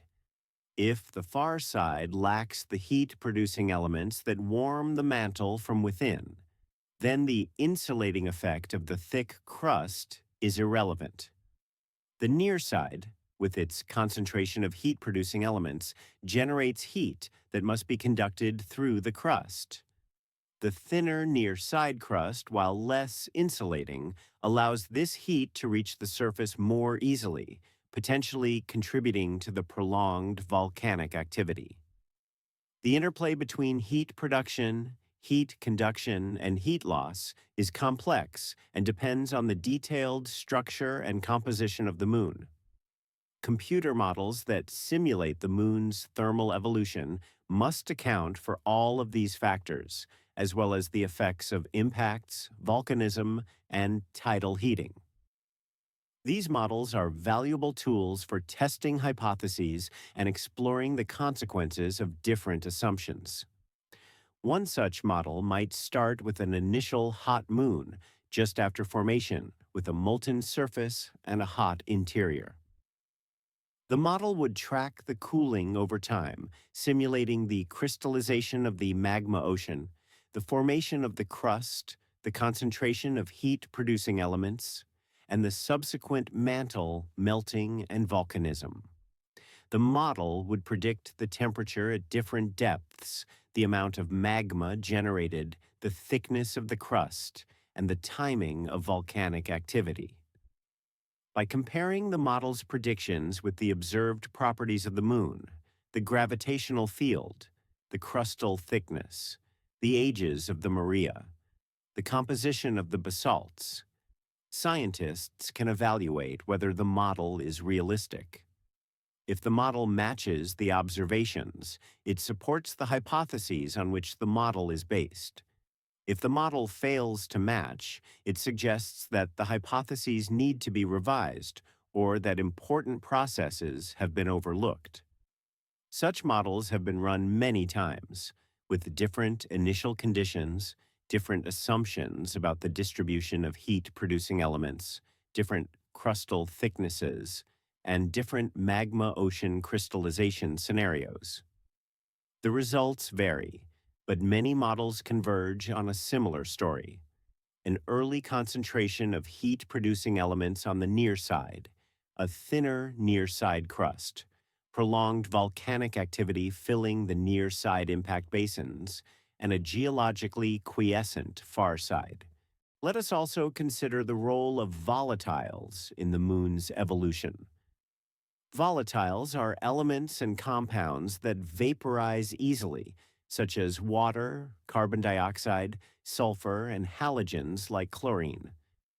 The Moon is generally considered to be depleted in volatiles compared to Earth, a consequence of its formation in the aftermath of a giant impact, which would have vaporized and lost much of the volatile inventory. However, recent discoveries have challenged the view that the Moon is completely dry. Trace amounts of water have been detected in lunar rocks, in volcanic glass beads, and even in the permanently shadowed craters at the lunar poles.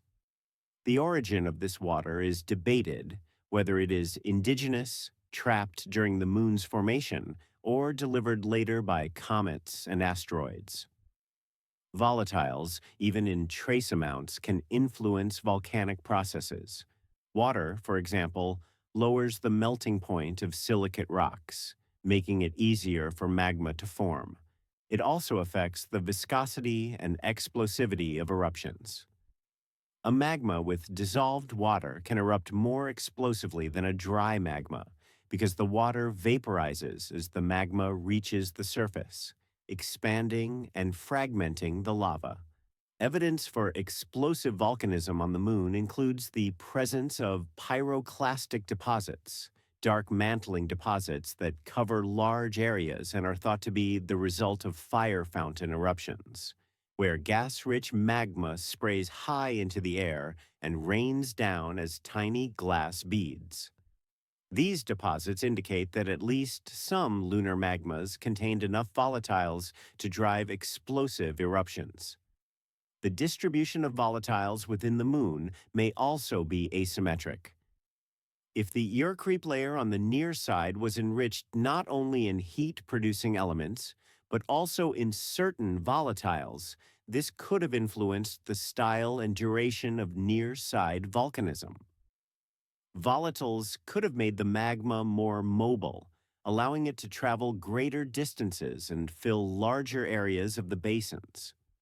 On the far side, a lack of volatiles combined with the thicker crust and the absence of the air creep layer would have made volcanism less likely and less extensive. The far side mantle, even if partially melted, might not have generated enough volatile-rich magma to breach the thick crust. Now, let us revisit the dynamics of the Earth-Moon system and how they have evolved over time. The Moon's recession from Earth, driven by tidal interactions, has implications for the Moon's thermal and structural evolution. Early in the Moon's history, when it was much closer to Earth, the tidal forces would have been immense, generating significant tidal heating in the moon's interior. Tidal heating occurs when a body is deformed by gravitational forces and then rotates or changes its orientation, causing the deformation to move through the body. The internal friction generated by this movement converts kinetic energy into heat. For the moon, the deformation is caused by Earth's gravity, which raises tidal bulges on the moon. If the moon's rotation is not perfectly synchronized with its orbit, or if its orbit is eccentric, the tidal bulges move, generating heat. The amount of tidal heating depends on the strength of the tidal forces, the distance between Earth and Moon, the eccentricity of the Moon's orbit, and the internal structure and viscosity of the Moon. Early in its history, all of these factors would have conspired to generate significant tidal heating, possibly contributing tens to hundreds of degrees of additional warmth to the lunar interior. This tidal heating would have been concentrated in certain regions, likely the lower mantle and possibly the core. It could have prolonged the moon's geological activity, keeping the interior warm enough for mantle melting and volcanism to continue for longer than would be expected from radioactive heating alone. As the moon receded from Earth, the tidal forces weakened and the tidal heating declined. By about 3 billion years ago, when volcanic activity ceased, the moon had receded to a sufficient distance that tidal heating was no longer significant. The moon's interior had cooled, the mantle was no longer melting, and the volcanic era came to an end. The recession of the moon continues to this day, though at a much slower rate than in the past. The current rate of about 3.8 centimeters per year means that the moon moves about 1 meter farther from Earth every 26 years. A tiny distance on human timescales, but significant over geological time. In another few billion years, the moon will be significantly more distant than it is now, and the Earth-Moon system will have evolved further. The tidal interactions also affect Earth. The moon's gravity raises tides in Earth's oceans, and the friction caused by these tides gradually slows Earth's rotation. A day on Earth is getting longer by about 2 milliseconds per century. In the distant past, Earth rotated much faster, and a day was much shorter. Some evidence suggests that a day on Earth 4 billion years ago may have been only about 10 to 12 hours long. This slowing of Earth's rotation is intimately connected to the moon's recession. The angular momentum lost by Earth's rotation is transferred to the moon's orbit, causing it to move away. The Earth-Moon system is slowly evolving toward a state where Earth's rotation period equals the Moon's orbital period, and both bodies would be mutually tidally locked, each always showing the same face to the other. However, this state is billions of years in the future, and the Sun will have evolved into a red giant long before it is reached. Let us now explore some of the finer details of the lunar gravitational field and what they reveal. The mascons, as discussed, are the most prominent features, but the gravitational field also contains information about smaller scale structures, such as individual impact craters, buried basins, and variations in crustal density. High-resolution gravity mapping, such as that provided by the Grail mission, has revealed mascons in craters that were not previously known to have them.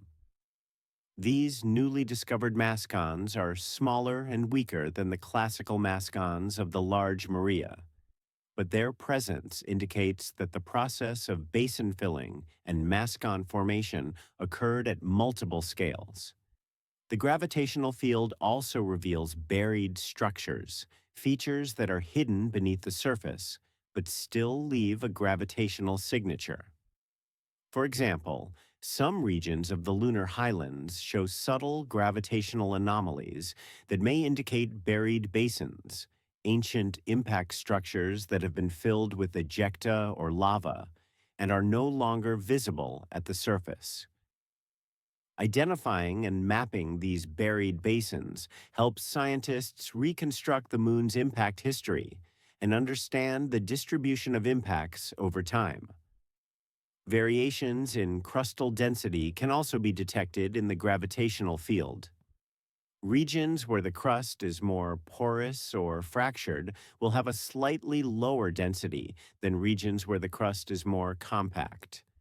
These density variations can be caused by impacts, which fracture and disrupt the crust, or by volcanic processes, which can fill pores and fractures with lava or other materials. The GRAIL mission provided gravity data with unprecedented spatial resolution, allowing scientists to map the moon's gravitational field at scales as small as a few kilometers. This detailed mapping has revealed a wealth of new information about the moon's structure, including evidence for extensive fracturing of the crust, variations in crustal thickness on even finer scales than previously known, and a complex pattern of mass anomalies that reflects the moon's intricate geological history. One of the surprising findings from GRAIL was the extent of fracturing in the lunar crust. The data suggest that the crust is heavily fractured, with a network of cracks and faults extending deep into the crust and possibly into the upper mantle. This fracturing is a consequence of the moon's violent impact history, with each large impact sending shockwaves through the moon, creating new fractures and reactivating old ones. The fractured crust has implications for the moon's thermal evolution. Fractures can act as pathways for heat to escape from the interior, increasing the rate of cooling. They can also act as conduits for magma, providing routes for volcanic eruptions. The distribution of fractures may thus have influenced where and when volcanism occurred, contributing to the asymmetry in volcanic activity. Let us also consider the moon from a comparative planetary perspective. How does the moon's asymmetry compare to other moons and planets in the solar system? Are there analogs or similar phenomena elsewhere? Many moons in the solar system are tidally locked to their parent planets, just as Earth's moon is tidally locked to Earth. However, few show the same degree of hemispheric asymmetry. Mars's moons, Phobos and Deimos, are small, irregularly shaped bodies that don't have the differentiated structure needed for significant asymmetries. The large moons of Jupiter, the Galilean satellites, are differentiated and have varied surface features, but they don't show the same near-side/far side dichotomy as Earth's moon. Io, Jupiter's innermost large moon, is the most volcanically active body in the solar system, driven by intense tidal heating from Jupiter's powerful gravity. Io's volcanism is symmetrically distributed, not concentrated on one hemisphere, reflecting the different nature of its tidal heating compared to the moon's early history. Europa, Ganymede, and Callisto, the other Galilean moons, have surfaces dominated by ice and show various geological features. But again, no strong near-side/far side asymmetry in their mass distribution or surface geology. Saturn's moon Titan, larger than the moon and with a thick atmosphere, has a relatively uniform surface distribution of features, though it has polar lakes of liquid hydrocarbons. Enceladus, a small moon of Saturn, has intense geological activity at its south pole, where geysers of water vapor and ice particles erupt from fractures in the icy crust. This asymmetry is different from the moon's. It is polar rather than hemispheric, and it is driven by tidal heating in a small, icy body. Among rocky bodies, Mars shows a pronounced hemispheric dichotomy, with the northern hemisphere being lower and smoother than the heavily cratered southern hemisphere. This dichotomy is thought to be the result of an enormous impact early in Mars's history, or the result of internal processes like mantle convection. The Martian dichotomy is somewhat analogous to the Moon's asymmetry, in that it represents a fundamental division of the planet's surface and structure, though the causes and details are different. The Moon's asymmetry, then, is not unique in the sense that other bodies show hemispheric or regional differences, but it is distinctive in its combination of crustal thickness variation, volcanic flooding, and gravitational anomalies, all tied to the body's tidal locking and early evolution. Let us now think about what future exploration might reveal. The Moon remains a target of intense interest for both scientific exploration and potential resource utilization. Future missions are planned by multiple space agencies and private companies, with goals ranging from sample return to establishing a permanent human presence. From a scientific perspective, the key questions about the Moon's asymmetry remain. What is the exact distribution of the Ur-creep layer? What is the composition and structure of the far side crust in detail? What is the size and state of the lunar core? How did the Moon's magnetic field evolve? What is the complete thermal history of the Moon? Answering these questions will require a combination of approaches. Sample return missions to the far side, particularly from the South Pole Aitken Basin and the far side highlands, will provide ground truth about the composition and age of far side rocks. A global seismic network will map the Moon's interior structure with high precision. Continued remote sensing will refine our understanding of surface composition and mineralogy. Advances in modeling and computational power will allow scientists to simulate the Moon's evolution with ever greater fidelity, testing hypotheses and exploring parameter space. Laboratory experiments on rock physics, mineral behavior, and magma dynamics will provide the fundamental data needed to interpret observations and constrain models.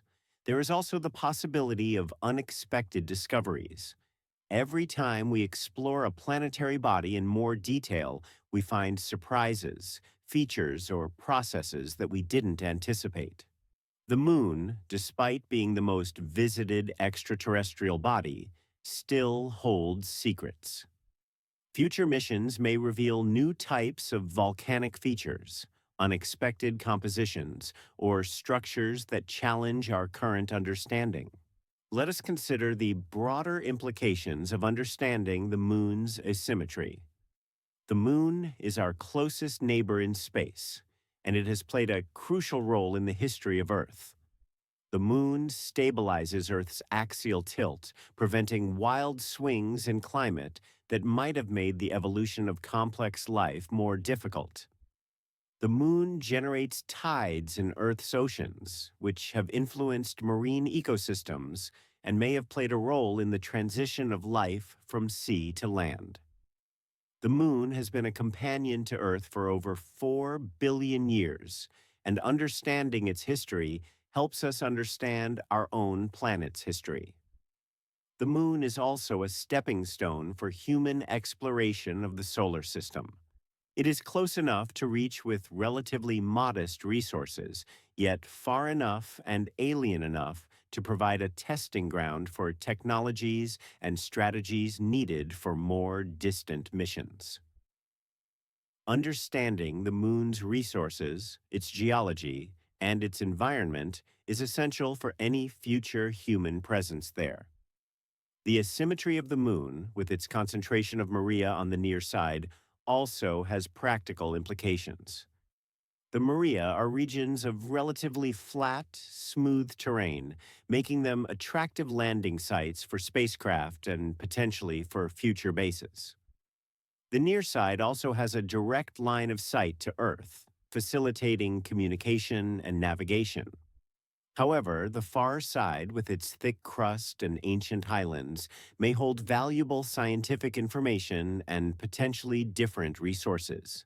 The permanently shadowed craters at the lunar poles, some of which contain water ice, are of particular interest for future exploration. These craters, located in regions that never see sunlight, act as cold traps, preserving volatile materials that would otherwise be lost to space. Water ice, if present in sufficient quantities, could be a valuable resource, providing drinking water, breathable oxygen, and even rocket fuel for future missions. Understanding the distribution of water and other volatiles on the moon, and how that distribution relates to the moon's asymmetry and geological history, is an active area of research. Some models suggest that the volcanic outgassing on the near side may have released water vapor and other volatiles, some of which could have migrated to the poles and been trapped in the cold craters. Let us now delve into the concept of gravitational anomalies in even more mathematical detail. The gravitational potential of a spherically symmetric body is simple. It varies only with distance from the center. For a real body like the moon, which is not spherically symmetric, the gravitational potential is more complex and can be represented as a series expansion using spherical harmonics. Spherical harmonics are mathematical functions defined on the surface of a sphere, analogous to sine and cosine functions on a line. Any function on a sphere can be represented as a sum of spherical harmonics, each with a coefficient that indicates the strength of that particular harmonic. In the case of the gravitational potential, the spherical harmonic coefficients encode the mass distribution within the body. The zeroth order term in the expansion represents the total mass of the body. The first order terms represent the location of the center of mass.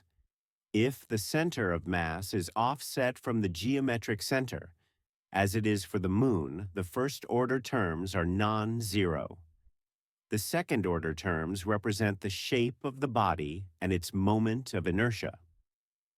Higher order terms represent finer scale variations in the mass distribution, such as mascons, crustal thickness variations, and density anomalies. By measuring the gravitational field of the moon with high precision, using spacecraft tracking data, scientists can determine the spherical harmonic coefficients to high degree and order. The degree indicates the wavelength of the feature. Low degree corresponds to large-scale features like the overall shape or the center of mass offset, while high degree corresponds to small-scale features like individual craters or local density variations. The Grail mission measured the moon's gravitational field to degree and order several hundred, providing a level of detail far exceeding that of previous missions. This allowed scientists to map features as small as a few kilometers across and to detect subtle variations in the gravitational potential that reveal hidden structures and density variations.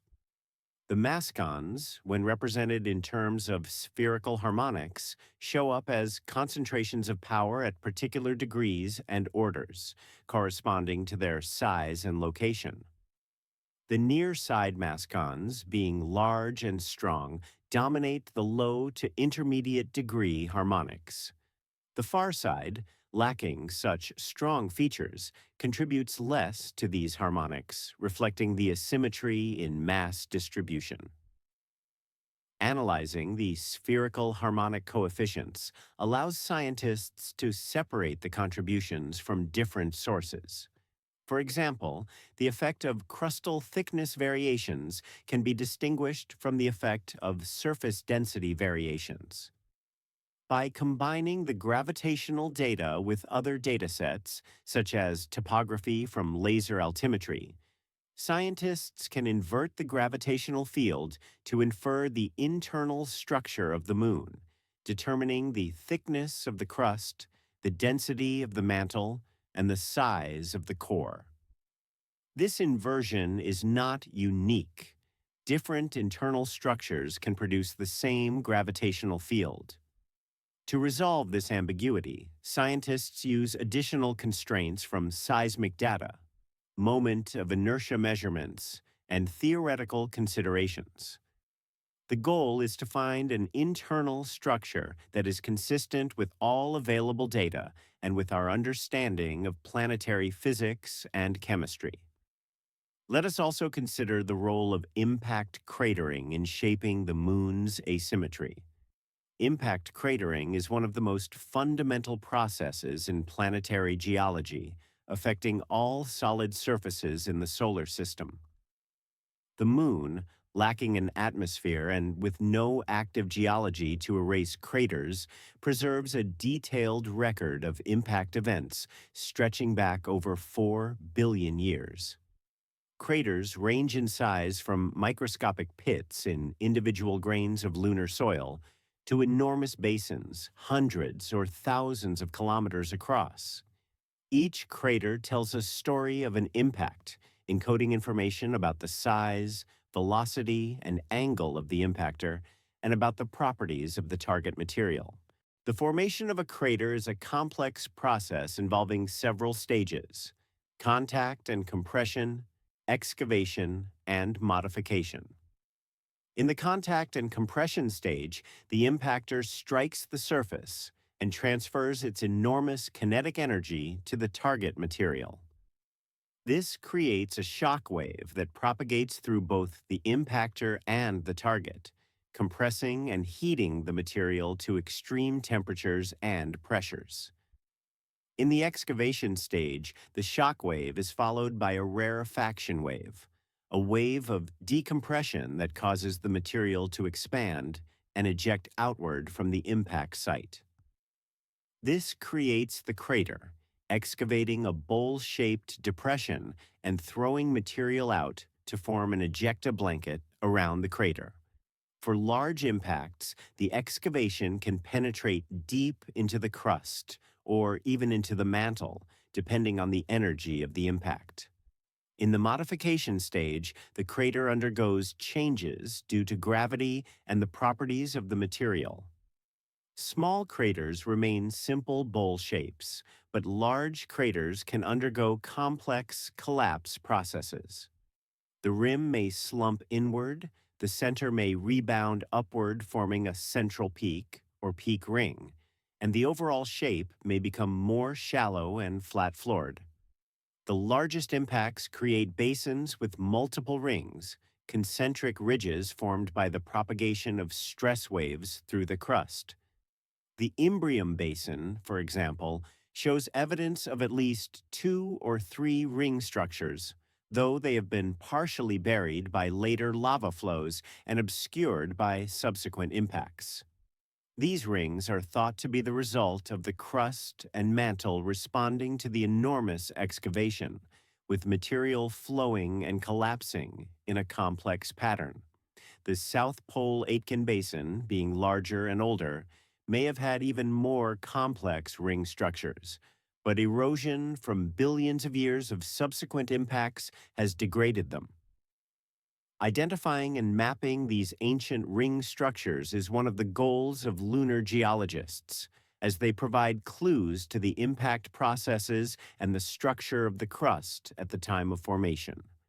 The distribution of impact craters on the moon is not entirely random. Early in the solar system's history, during the period of heavy bombardment, the rate of impacts was much higher than it is today. As the solar system cleared of debris, the impact rate declined. The most heavily cratered surfaces on the moon, the highlands, date to this early period and preserve a record of intense bombardment. The Maria, being younger, have been exposed to impacts for a shorter time, and thus have fewer craters. By counting the number of craters of different sizes on a surface, Scientists can estimate the age of that surface.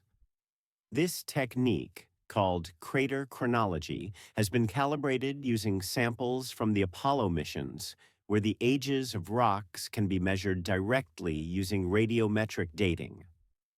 Crater chronology reveals that the Maria formed between approximately 4 and 3 billion years ago, with different Maria having different ages. Mare Imbrium, for example, is thought to have been filled with lava starting around 3.8 billion years ago, continuing to perhaps 3.2 billion years ago. Mare Serenitatis has similar ages, while other Maria may be slightly older or younger. The impact history of the Moon and the subsequent volcanic flooding of basins is thus intimately connected to the asymmetry. The near side, with its basins and Maria, records a specific sequence of events: large impacts during the late heavy bombardment, followed by prolonged volcanic activity filling the basins. The far side, lacking extensive volcanic flooding, preserves an older, more heavily cratered surface.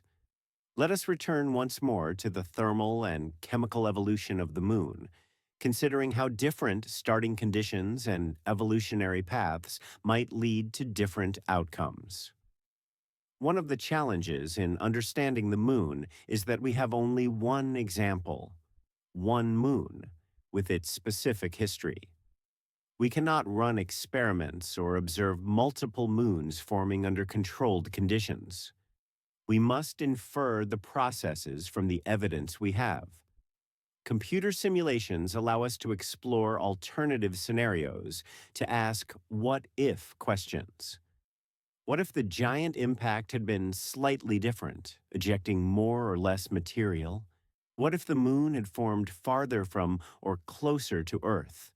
What if the concentration of heat-producing elements had been different? What if the late heavy bombardment had not occurred, or had occurred at a different time?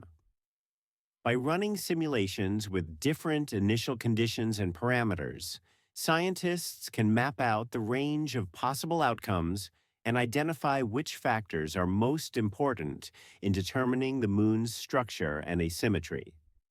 These simulations are computationally intensive, requiring powerful supercomputers and sophisticated models of magma ocean crystallization, mantle convection, heat transfer, and impact processes. The simulations often reveal unexpected results or highlight the importance of processes that might otherwise be overlooked. For example, some simulations suggest that the crystallization of the magma ocean could have been strongly influenced by the presence of a very thin, early atmosphere created by the vaporization of rock during the impact. This atmosphere would have provided insulation, slowing the cooling of the surface and allowing the magma ocean to crystallize more slowly and uniformly. When the atmosphere eventually dispersed or condensed, the crystallization would have proceeded differently, potentially creating asymmetries.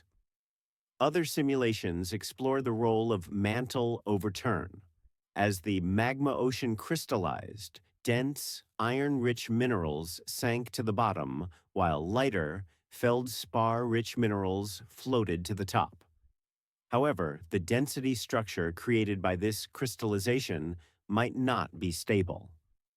The dense material at the bottom, being enriched in heat-producing elements, would warm up and eventually become buoyant, causing it to rise back toward the surface in plumes.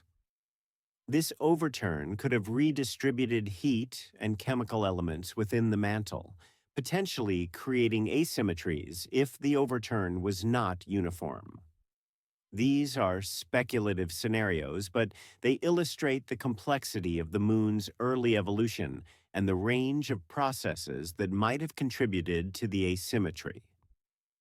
Distinguishing between these scenarios requires more data, particularly from the far side, and more sophisticated models that can capture the intricate interplay of thermal, chemical, and mechanical processes. Let us now consider the moon's asymmetry in the context of the broader question of planetary formation and evolution. How common are asymmetries in planetary bodies?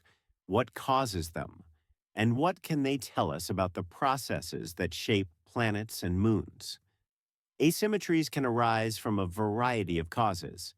Internal processes, such as mantle convection, can create patterns of upwelling and downwelling that lead to surface features like volcanic provinces or tectonic belts concentrated in certain regions. External processes, such as impacts, can create local or regional asymmetries by excavating material or adding material to specific locations. In the case of the moon, the asymmetry seems to be the result of a combination of factors, both internal and external. The internal factors include the distribution of heat-producing elements, the thickness of the crust, and the thermal evolution of the mantle. The external factors include the influence of Earth's gravity and the pattern of impacts. The fact that the asymmetry is aligned with the Earth-Moon axis, with the heavier side facing Earth, suggests that Earth's gravity played a role. Whether this role was direct, through tidal forces influencing the magma ocean or crustal formation, or indirect, through the dynamical stabilization of an asymmetry that arose from other causes, remains a subject of research. Understanding the moon's asymmetry contributes to our broader understanding of how planets and moons form and evolve. It provides a case study of the processes involved, the timescales over which they operate, and the ways in which internal and external factors can interact to shape a world. Let us reflect on the journey we have taken through this exploration of the moon's asymmetry. We began with the simple observation that one side of the moon is heavier than the other, a fact confirmed by precise measurements of the moon's gravitational field.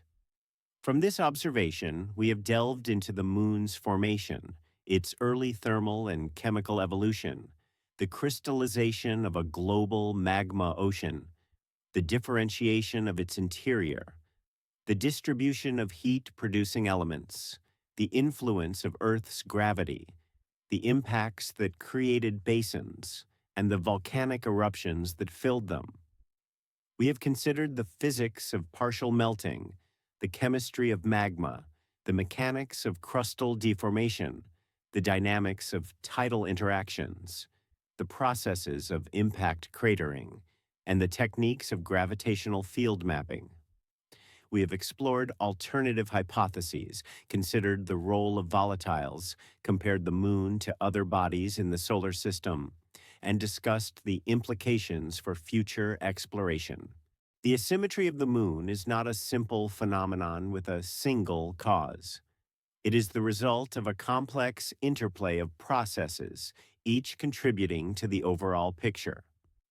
The thicker far side crust, established during the magma ocean stage, created a barrier to volcanism. The concentration of heat-producing elements on the near side, possibly due to tidal influences or convective patterns, provided the heat to drive volcanic activity. The impacts that created basins during the late heavy bombardment provided the depressions that volcanic lava could fill. The dense basalt filling these basins and overlying thinned crust and dense mantle created the mascons that dominate the near-side gravitational field. Each of these factors is necessary but not sufficient on its own. The asymmetry is an emergent property arising from the combination of all these processes acting over billions of years. Understanding this emergence, this complex interplay of cause and effect, is one of the great challenges of planetary science. The story of the moon's asymmetry is also a story about the nature of scientific inquiry. It is a story of careful observation, of measurements made with ever-increasing precision, of samples collected and analyzed, of models built and tested, of hypotheses proposed and evaluated. It is a story of human curiosity, of our desire to understand the world around us, and of our ability to piece together the history of a distant world from the clues it has left behind. The moon hangs in our sky, a familiar sight, yet it is a world of profound mystery and complexity. Its asymmetry, the fact that one side is heavier than the other, is a window into its history, a key to understanding how it formed and evolved. As we continue to explore the moon, as we return samples, deploy instruments, and build models, our understanding of this asymmetry will deepen, and with it, our understanding of the moon itself. The moon is not just a dead rock orbiting Earth. It is a world with a story, a history written in its rocks, its craters, and its gravitational field. The asymmetry is part of that story, a chapter that tells of ancient magma oceans, of volcanic eruptions, of impacts and tidal forces, of cooling and solidification. It is a story that began 4.5 billion years ago and continues to unfold as we explore and discover. The question of why one side of the moon is heavier than the other has no single, simple answer. It requires us to consider the moon in its entirety, from its formation to its present state, from its surface to its core, from the influence of Earth to the effects of impacts. It challenges us to integrate knowledge from multiple disciplines, physics, chemistry, geology, astronomy, to build a coherent picture of a complex phenomenon. And yet, for all the complexity, there is a beauty and elegance to the story. The moon's asymmetry is not random or arbitrary. It is the logical consequence of the processes that shaped it, processes governed by the laws of nature, by gravity, thermodynamics, and chemistry. By understanding these processes, we understand the moon, and in understanding the moon, we gain insight into the formation and evolution of all planetary bodies. The exploration of the moon continues, driven by both scientific curiosity and practical considerations. Future missions will probe deeper, sample more extensively, and measure more precisely. Each new piece of data will refine our understanding, testing our hypotheses and revealing new details. The asymmetry of the moon, a puzzle that has captivated scientists for decades, will continue to be a focus of research and a touchstone for theories of lunar evolution. As we look to the future, we can anticipate discoveries that will surprise us, features or processes that we have not yet imagined. The moon, despite being the most visited and studied extraterrestrial body, still holds secrets, and the asymmetry is one of the keys to unlocking them. With each mission, each sample, each measurement, we come closer to a complete understanding of our nearest celestial neighbor, a world that has been a companion to Earth for over 4 billion years and will continue to be for billions more. The asymmetry of the moon stands as a testament to the dynamic and violent history of the early solar system, a history recorded in the rocks and structure of a world that has preserved that record with remarkable fidelity. It is a reminder that even familiar objects, objects we see every night, can hold profound mysteries, and that the pursuit of understanding those mysteries is one of the most rewarding endeavors of human inquiry.